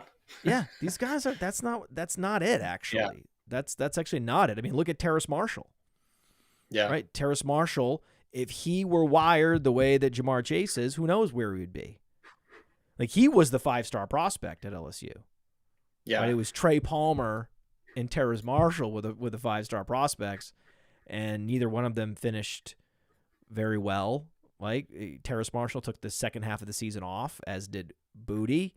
Like, we've had a long line of 5-star prospects that weren't wired that way at LSU. And then it's interesting to see them in comparison and in contrast to those that are. If you had to pick a wide receiver 1 in Carolina, who would it be? DJ Chark, I think. It's got to be, right? I mean, I'm still keeping the light on for Terrace Marshall. He's like 21 or 22, like you said. He's young, yeah. So, like, there's a chance that he gets it, he kind of gets it figured out or whatever. And so I'm definitely like holding. I have way too much Terrace Marshall, to be honest. So I'm like holding, hoping that he breaks out this year. And there's an opportunity here. Maybe he will. But to me, Chark is just more proven, more complete player right now. Probably going to be the number 1 season. He broke out already. Yeah. So he's done it. I would say Chark. Yeah. They're similar guys. They're also LSU. They should draft Trey Palmer. There you go. Then I looked it up. Trey Palmer was like superstar LSU guys that had great high school careers. Yeah. I looked it up. He was a 4-star, so not 5-star, but still highly ranked recruit. Top 20 in the nation. I have to ask you this. Another burning question for you. What you got? Lamar Jackson. He's in the news. I don't know. There's probably an article in the Ringer or 7 about it. Yeah. So I'll make it easy for you. Where should he sign for him and his mom? What's best? Where will he sign? That is the question. Where should he sign? Like, I could see him. I think he would do really well in like Atlanta. Throw him in Atlanta. They've got a couple of like really elite pass catching weapons. They've got Arthur Smith, who, you know, has shown the ability to craft an offense around his quarterback skill set and his talent and all that. Scheme fit, vibes fit. I think it would work a lot. Like, I want to see Kyle Pitts turn into the next 150 target tight end. Like, put him in Atlanta and let him cook. I think that would be really fun. If you have Lamar Jackson, you only need 2 receivers. Yeah. Right. And he's shown that all he needs is a number 1 receiver and a tight end, and that's all he need to run the offense. Well, if you had to pick the team that has those 2 things and those 2 things only, that's what the Falcons do. And then the beauty of them getting Jackson is then they can use all the rest of their capital on defense. Yeah. And then that team would win the NFC South. Yeah. Arthur Blank's that's perfect. He's not a young guy. Arthur Blank's old. He needs to push the button on this. He needs to at least. I think the dilemma for Atlanta is that they're going to be asked to give up the 8th pick. Mm-hmm. And I don't think they want to do that. Right. I don't think they should. They can give up their 2024 first rounder. They can give up a second rounder. They can do other things. I just don't think it's a good idea to give up that 8th pick, because that 8th pick, the reason why I wouldn't want to give it up is because that's a potential franchise left tackle. Right there. That's the thing. I would not want to give that guy up. Under no circumstances am I giving that guy up. I want Skoronski, right? I want one of those guys. Give me, I don't know, somebody.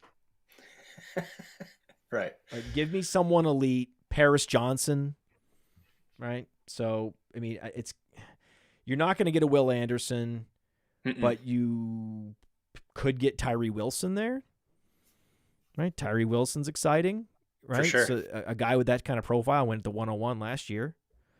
So that's what I'm talking about. A anchor left tackle or a mega disruptor at edge is what's available at 8. That guy's not available at 18.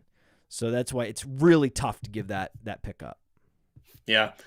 Maybe they wait until after the draft and things have gotten even more strained between Baltimore and Lamar. Maybe they move everything back a year. We'll see how it all goes. But to me, that would be like a really fun. Obviously, him in Miami would be a lot of fun for many reasons. But it sounds like they're pretty committed to Tua at this point. So that might not be realistic. But I think that would be a fun offense for him to be in. Oh, absolutely. Yeah, that would be Lamar going to San Francisco would theoretically be amazing. Lamar going anywhere where there's 2 exciting weapons. The problem with Miami, he can't take advantage of those guys. He's not a great downfield thrower. So he's just going to frustrate those guys. You don't want him going to Miami. It's not. That might good. be true. Yeah. It's not good, right? He needs to have one big receiver he can throw it up to and a tight end, and that's it. That's Atlanta. So I agree with you. And I think a lot of the people that I know that know things and that have good instincts have circled Atlanta as well. Yeah. What about Rashod Bateman?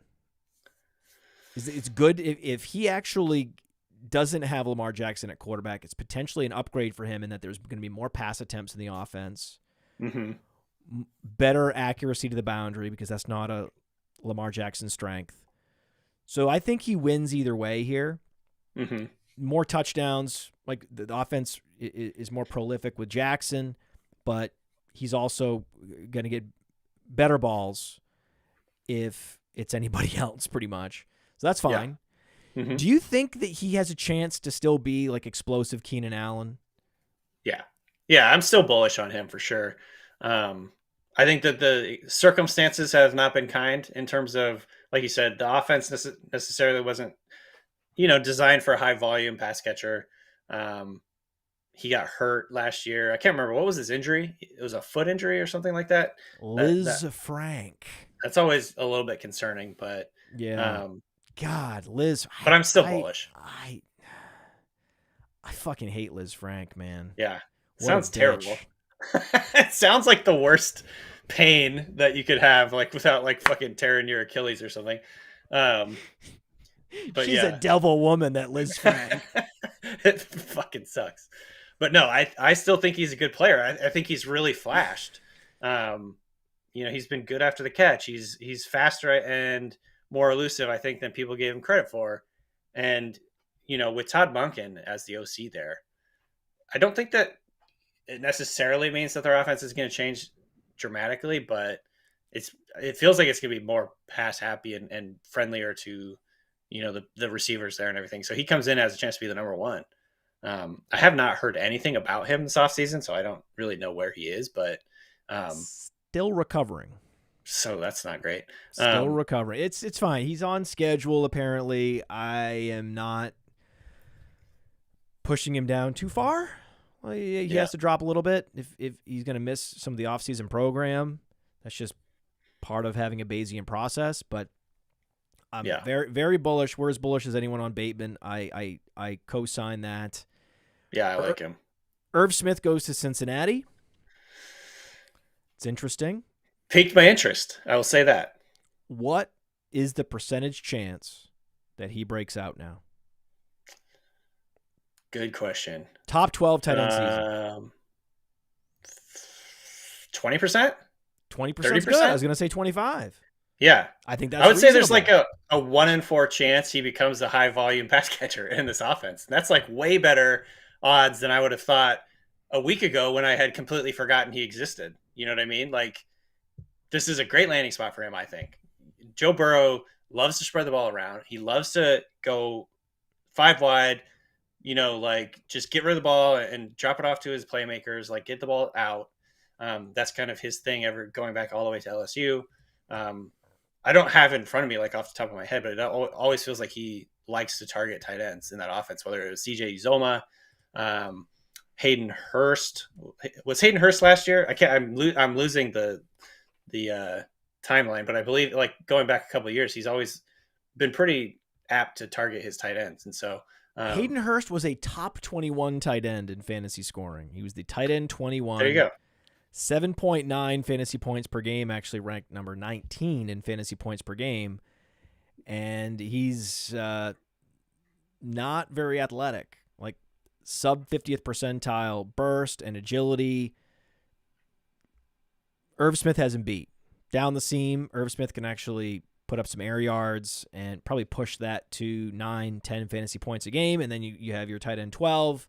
There he is. There he is, Danny. Yeah. I can see it. Aaron Rodgers. Aaron Rodgers.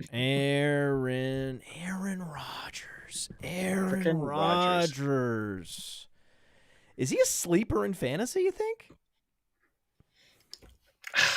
I don't know. It's tough. There's just so many freaking variables with this guy. I just don't know what to think about him. For starters, I think he's actively making the team's skill players worse. Like, basically bringing in Allen Lazard. I'm not saying that Allen Lazard is bad, but like that insinuates that he's going to be like one of his top targets. I think that takes some passes away from Garrett Wilson that should be going to Garrett Wilson instead. Yep. There's an idea that he could maybe prefer a guy who's a little more nuanced and on time and at the right spot. That's not necessarily Garrett Wilson's game. Garrett Wilson's more chaos and yards after the catch and just being awesome at the stuff that's not being a precision route runner, if you know what I mean. He's no Chris Olave. He's a different style, right? That I don't know for sure will mesh well with Aaron Rodgers. So, and then they traded Elijah Moore. So this offense to me is obviously they're getting better at quarterback. That's the most important thing. That's going to be good for them on aggregate. But I think they're getting worse at the skill player position. So I think they're going to be fine. I don't think that they're necessarily going to be this juggernaut offense. Obviously we've seen Rodgers use the chip on his shoulder and come back and like be an MVP. So I'm not like eliminating the idea that this could happen, but I would be more inclined to think he's going to be sort of like a game manager type, not a high end, super duper productive, like tons of touchdowns, tons of yards kind of guy. I think it'd be more in like let's run the ball, let's be balanced, get the ball to Allen Lazard and forget about our superstar receiver, Garrett Wilson, because he's not in the right spot at the right time. Here's the issue. Rodgers loves to drain clock. 2 years ago, he was last, ranked number 32 in pace of play. There you go. Yeah. That is the issue for fantasy football. That's why Aaron Rodgers did not have a 20 fantasy point game last year. Did you know that? I didn't know that off the top of my head, but it sounds right. Like it was so frustrating. Like they're just like a slog of an offense. It's him. The offense is him. Yeah. And so in super flex, I love him. In single quarterback, there's no upside there at all. At all. Yeah. At all. I'd much rather have like a Deshaun Watson if I'm taking chances. Mm-hmm. Right? I mean, clearly, Deshaun Watson also has mobility. They have upgraded his pass catching core in theory. I still am bullish on Elijah Moore, personally. That's the thing. That's why I mentioned Watson, is because now Elijah Moore goes from Flacco to Mike White. Yeah. Right? Yeah. We won't even talk about Zach Wilson. Then plus the specter. The coaches hated him. The specter of Aaron Rodgers. Right. And now he actually has Deshaun Watson, which is just perfect. It's just the perfect thing. It's like, hey, man, like I'm coming from a team that didn't like me either. So we right. can bond over that.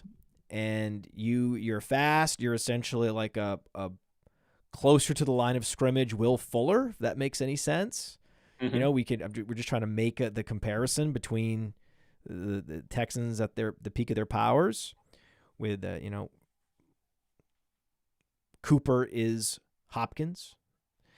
And Donovan Peoples-Jones is hurt by this in a big way. Right. I think all else equal, right? If you put them at the same snaps, same role, Elijah Moore outproduces him every time.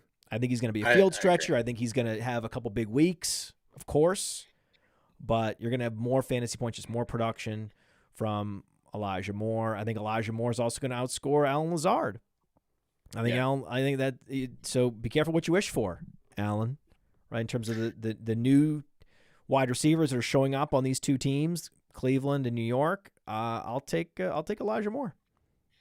The other thing to throw in there is, and I don't know for sure if I 100% buy this, but Matthew Berry wrote in his column from the Combine, I believe, that he's hearing Cleveland wants to be like super pass heavy and spread things out and be a pass heavy team and like do the stuff that would like more, I guess,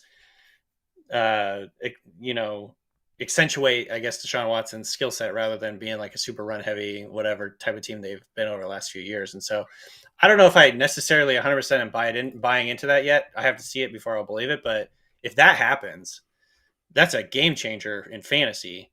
And that actually helps DPJ. That means more spike weeks for Donovan Peoples-Jones. Yeah. It means that Amari Cooper's a value. Hell exactly. Yeah. It allows David Njoku not to be, overly punished by something called the law of the conservation of targets. You can use that. And if you want to use that, you can cite me in a Ringer piece. I like that, yeah. It's the law of the conservation of targets, which means that even though Garrett Wilson is much better than Allen Lazard, the addition of Allen Lazard hurts Garrett Wilson, whether you want to admit it or not. Also, Aaron Rodgers is like maybe going to bring Randall Cobb in. Like, give me a break. This is good. To me, it's just like, what are we doing here? You're making the supporting cast actively worse. So I don't know. Obviously, I don't know if Aaron Rodgers had anything to do with Elijah Moore thing because there was bad blood there already. Mm. But I don't know. To me, it's just like I don't feel great about the Jets. I do feel more. I think that the Cleveland Browns have a strong possibility of being that team in fantasy that are like that all the guys are outproducing sort of their ADP and like what the expectations were just based on Deshaun coming back, the offense just being way better. And then the possibility that they're going to change their philosophy and be like a pass heavy spread out team, so that is a team I might be willing to invest in a little bit more this offseason. So, yeah. I think so. Don't drop your Donovan Peoples-Jones quite yet. So I was an equipment manager for the Northwestern Wildcats. Okay. Nice. So this was back before we ever had anyone drafted in the first round. Now every year we have guys drafted in the first round. We have a left tackle in the first round almost every year. Right now it's Skoronski. I remember when Barry Gardner was our middle linebacker, and he got a tryout with the Cowboys, and that was a big deal. Nice. Right? I mean, it was like, so we're a totally different program now. But when I was there, when Ohio State would come to Ryan Field, before Ryan, it was called Dyke Stadium.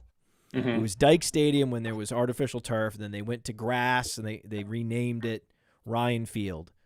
So once they went to grass, and we had a game, it was a night game against Ohio State, and it was raining, and it was a good game, actually. I think David Boston was in that game. Oh, wow. Yeah. So I remember seeing David Boston. He ran right by me. He was big then. So what we used to do is the grounds crew would not cut the grass all week. So whenever we would play any of these fast teams, especially like on Ohio State, because all going back through time, Ohio State's always been like the fastest team in the Big Ten. That's been a thing forever, right? That's hilarious. So the grass would be like this high, right? That was all you could do. That was part of home field advantage to try to slow the. That's so funny. Basically what you're doing, bringing in Aaron Rodgers. You're growing the grass. You're slowing everything down. Yeah. It's just, I love that. It's That's not great analogy. It's not worth it. It's not worth it. You might as well just grow the grass. I mean, it's going to be slow.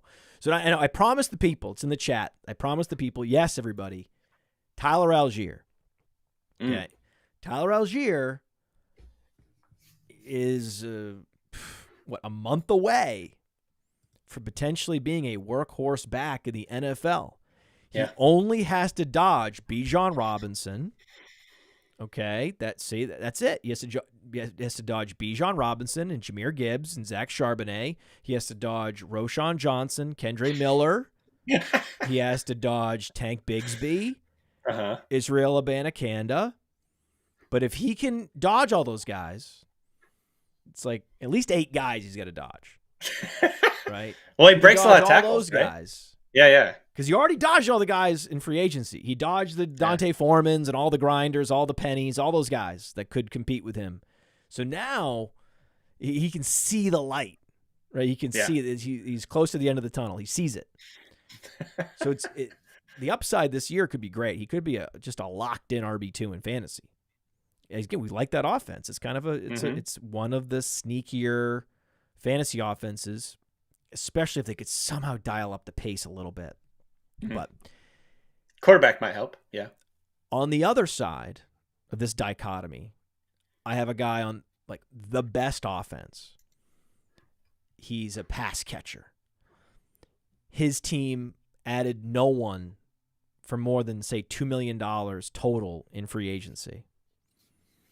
But he's technically not the starter. Who you got? Tyler Allgeier or Kenneth Gainwell? Good question. Man.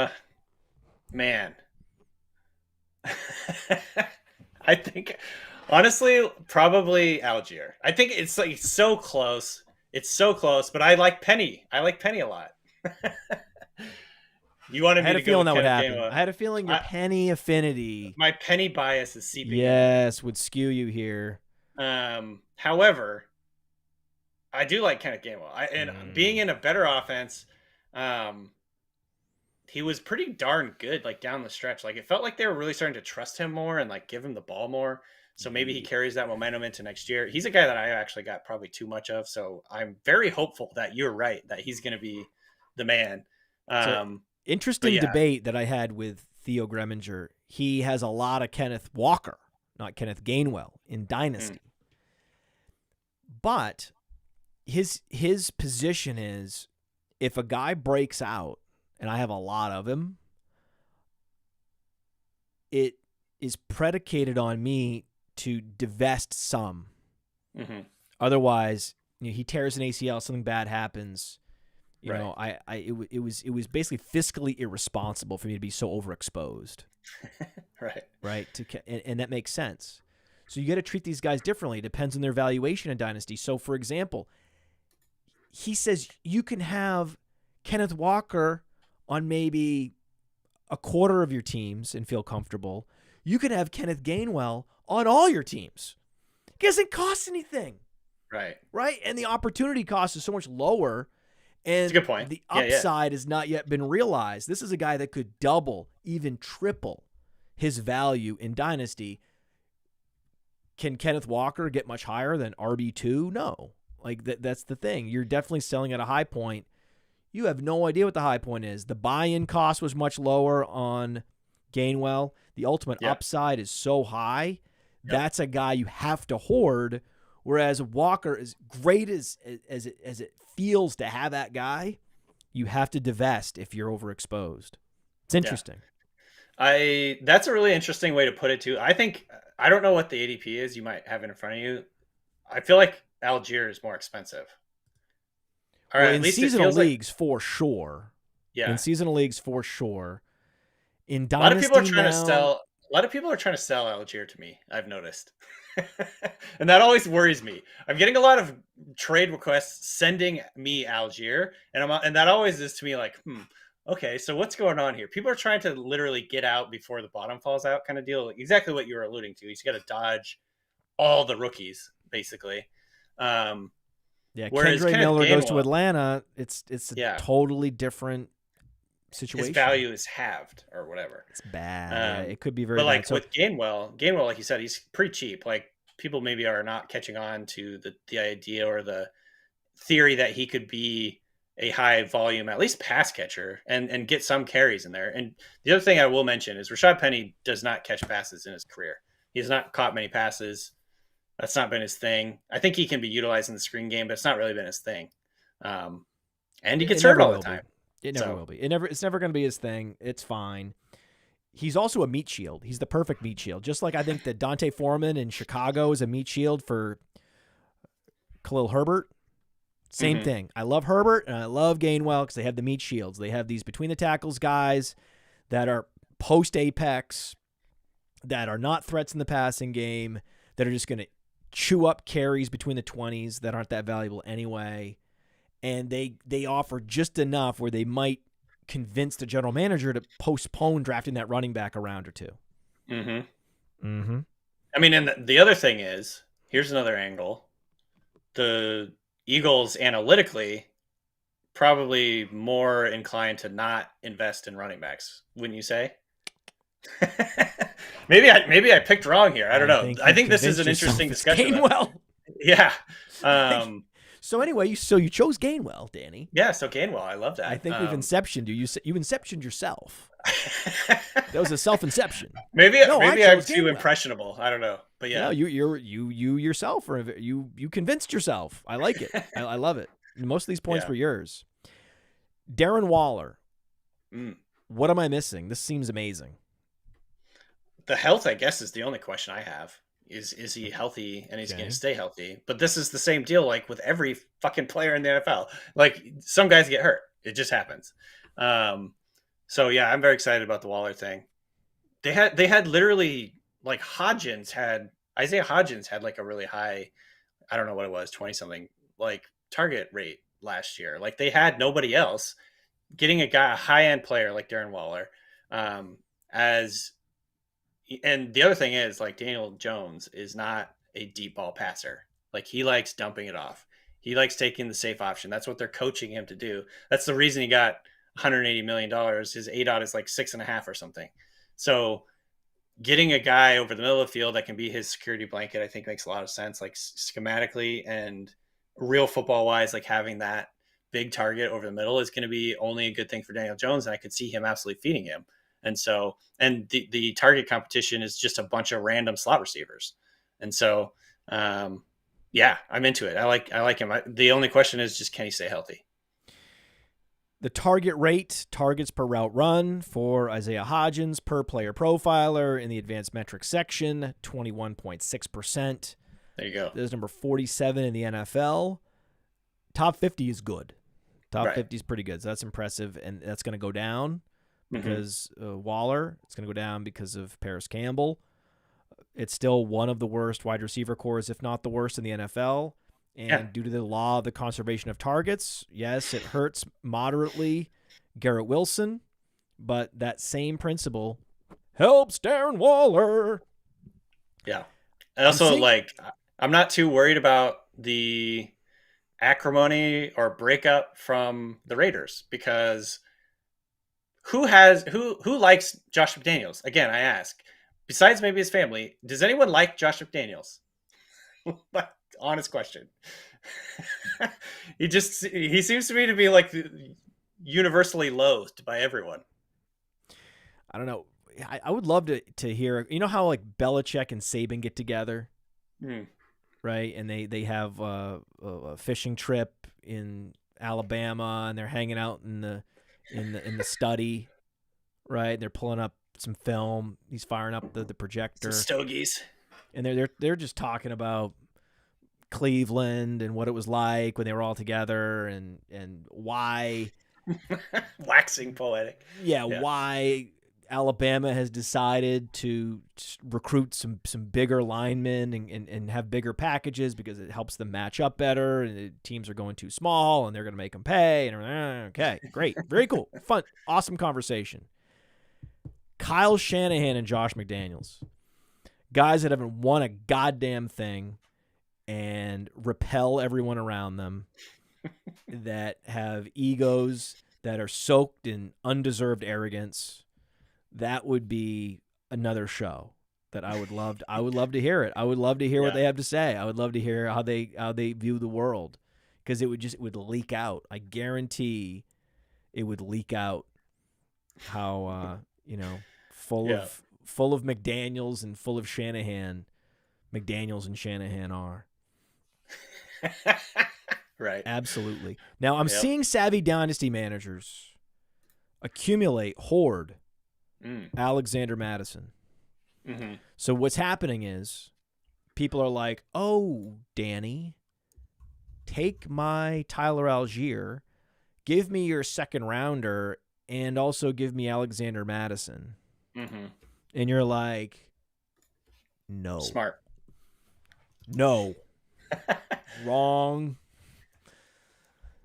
I think so. Sorry, I misheard your question. I do think it's smart to hoard. Why do you understand why there's this notion that Dalvin Cook's time in Minnesota is fraught, is uncertain, is coming to an end? Why would he can't stay healthy? I mean, if there was a running back that can't stay healthy, he does have a debilitating shoulder problem that's chronic, I believe. Mm-hmm. So we know that. Just has to continue to deal with it, essentially. Yeah, it's a pain management issue. That's never good.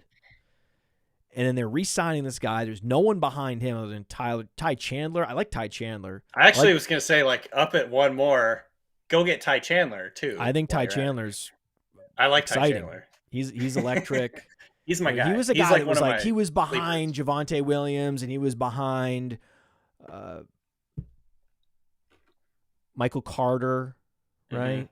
Well, he transferred at some point, didn't he? Yeah, I can't remember where he transferred. It was a mess. His background was a mess. He didn't do anything until his final year, but he put up yards, and he's fast. So you have those two things: size, yards, fast. In your final year, okay, we're having a conversation now, right? He played for Tennessee right? Before that, yeah. Boom, boom, boom, boom, boom. Like, he has the yards, he has the size, he speed, yes. So I think that's a place that if you can find that one guy in your league that hasn't heard that everyone's getting Mattison and running out and grabbing all the Mattison, go get Mattison from that guy, and then also scoop up Chandler. Ty Chandler. Chandler's just there. I think that's a great one. Like, Ty Chandler could be like a Khalil Herbert. Mm-hmm. Yeah. We could look up in a year and he's basically got the same value as Khalil Herbert. That's very, very possible. And all of us fantasy heads are complaining because his efficiency metrics are all so much better than Madison's. Like I could see that in like in 6 months, we're all like, why are you playing Ty Chandler more? And Madison's just a grinder or whatever. Oh, we always have that, right? We always have that where Madison's going to give you the low juke rate, yes, and the less yards created per touch. And you're gonna see the top 10 from Chandler. Like, why is this happening? And then the sample size go up, and then he gets hurt or something, and it's a classic, right? Yeah. I mean, how many times can we draw parallels to Tevin Coleman on one show? You know, I mean, it's all over again. But I will say to everybody, a little behind the scenes intel. You know, we have a draft kit, and people write up players and do videos for our draft kit. Danny being one of them. John Paulson from 4 for 4 has been, top 5 on Fantasy Pros for as long as I can remember. He chose to do Alexander Mattison. Something there. I got to say, there are whispers that would indicate Dalvin Cook's time with the Vikings is coming to a close. Whether it's this year or next year, I don't know. But I think it's absolutely worth taking a flyer on that will happen. And maybe he'll get hurt. Maybe even if he doesn't get traded, he'll get hurt. And so I think it's a smart investment. It's not going to cost you a ton, and the payoff could be massive. So I'm all aboard with that. Yeah. And honestly, I like Ty Chandler way too much. So I'd be prioritizing him over Mattison even. We talked about having 90% Kenneth Gainwell, 100% Chandler. I have way too, because he was free last year. I have way too much Ty Chandler. I have probably on 70-80% of my teams, Ty Chandler's just sitting there waiting for something to happen. See, it's a funny thing, man. You could argue, them bringing back Mattison was bad for Chandler. Well, they didn't pay Mattison anything. Mm-hmm. And that's also a meat shield signing. So now the probability that they draft a running back who is going to somehow compete with Chandler for the number 3 job is lower. Mm-hmm. So that's why Dynasty's so fun. There's so many angles, so many ways to think about it, 100%. Now, final question of the top 10. I mean, these were burning hot questions. I left one of the best for last. Do you think DJ Moore's better off or worse off in Chicago for fantasy? There's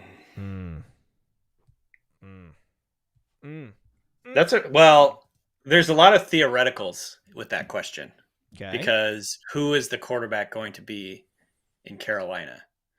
I think he's probably worse off just based on the offense that the Bears run in terms of they want to run the ball. Justin Fields hasn't really proven it as a passer yet. They're still going to be heavily reliant. And if you take into account, they might get CJ Stroud. I think I'd prefer CJ Stroud in the offense that they're going to run over Justin Fields right now as a passer. You are breaking the universe, Danny. What you're saying is impossible. The only way they get Stroud is by trading DJ Moore. I know. You are breaking the universal rules of causality. You can't have it both ways. It's either DJ Moore on Chicago with Justin Fields and more target competition, or DJ Moore in Carolina with, at best, Will Levis. There we go. Okay, and then in that case, I like him in Chicago more. I honestly it feels like he was just never going to reach his ceiling in Carolina. He was always going to be a pretty good fantasy guy, really the best player on a bad team, and just wasn't going to be uplifted by his quarterback. It was always going to be the other way around, he's carrying his quarterback. I do think there is a world in which Justin Fields makes a big leap this year as a passer. I love Justin Fields. Justin Fields to me was a really good college prospect. He was better, I think, than the prospects in this class. And so, there is a world in which, and we've seen this with multiple quarterbacks over the last 10 years, where when they start to get a little bit better support system around them, the team buys in, the offense is designed for that player rather than being the other way around. Like last year we saw, the Bears, they had nobody around him, and it took him half the year to figure out what he's good at. Like, I don't understand why it took him so long to figure out that he's like an electric runner, but like whatever. It took him a really long time to figure out what he's good at. Now I feel like they know what he's good at. They know how they can design the foundation of that offense, and they've done a lot to surround him with good players. There's a chance he makes a huge jump as a passer. If he doesn't, I'm not going to be like out on him completely, but I think there is a world in which he can make a massive jump as a passer, just because the surrounding sporting cast is so good. And so it's like similar to what we saw with Jalen Hurts this year. Get a good offense, get a good play caller, get a good couple of elite receivers or very good receivers that can take some of the pressure off you. And I think DJ Moore is a very good receiver. I think there's a chance Darnell Mooney can be a really good number 2. And then Chase Claypool can do some fun things underneath and run after the catch and, red zone, maybe that kind of stuff.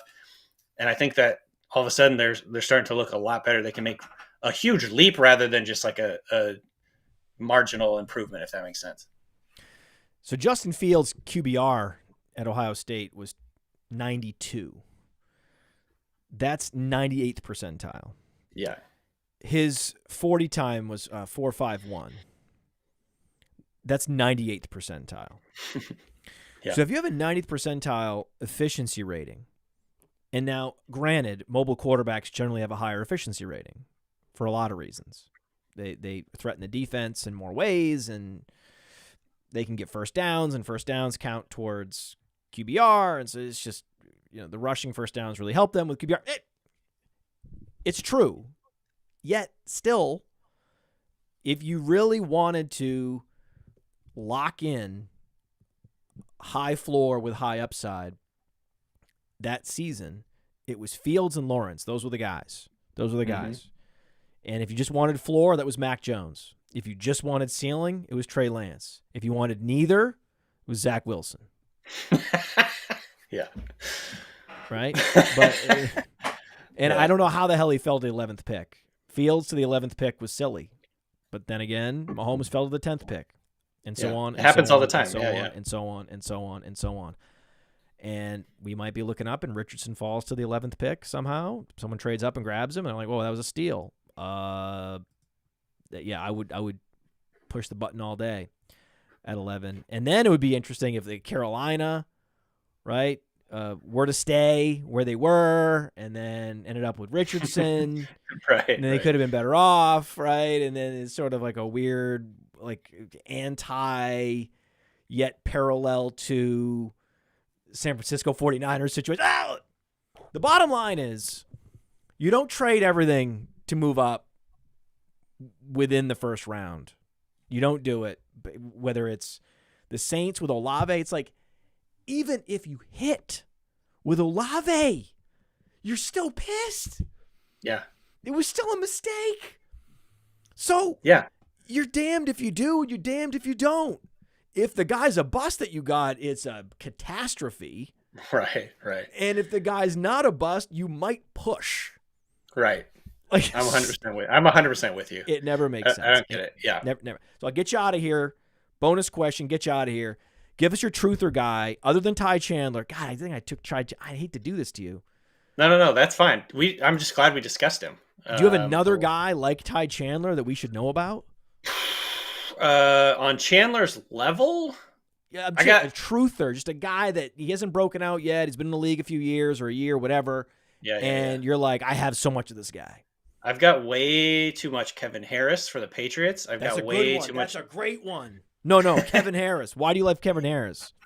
I mean, he going back. So he got hurt. He had like a back injury.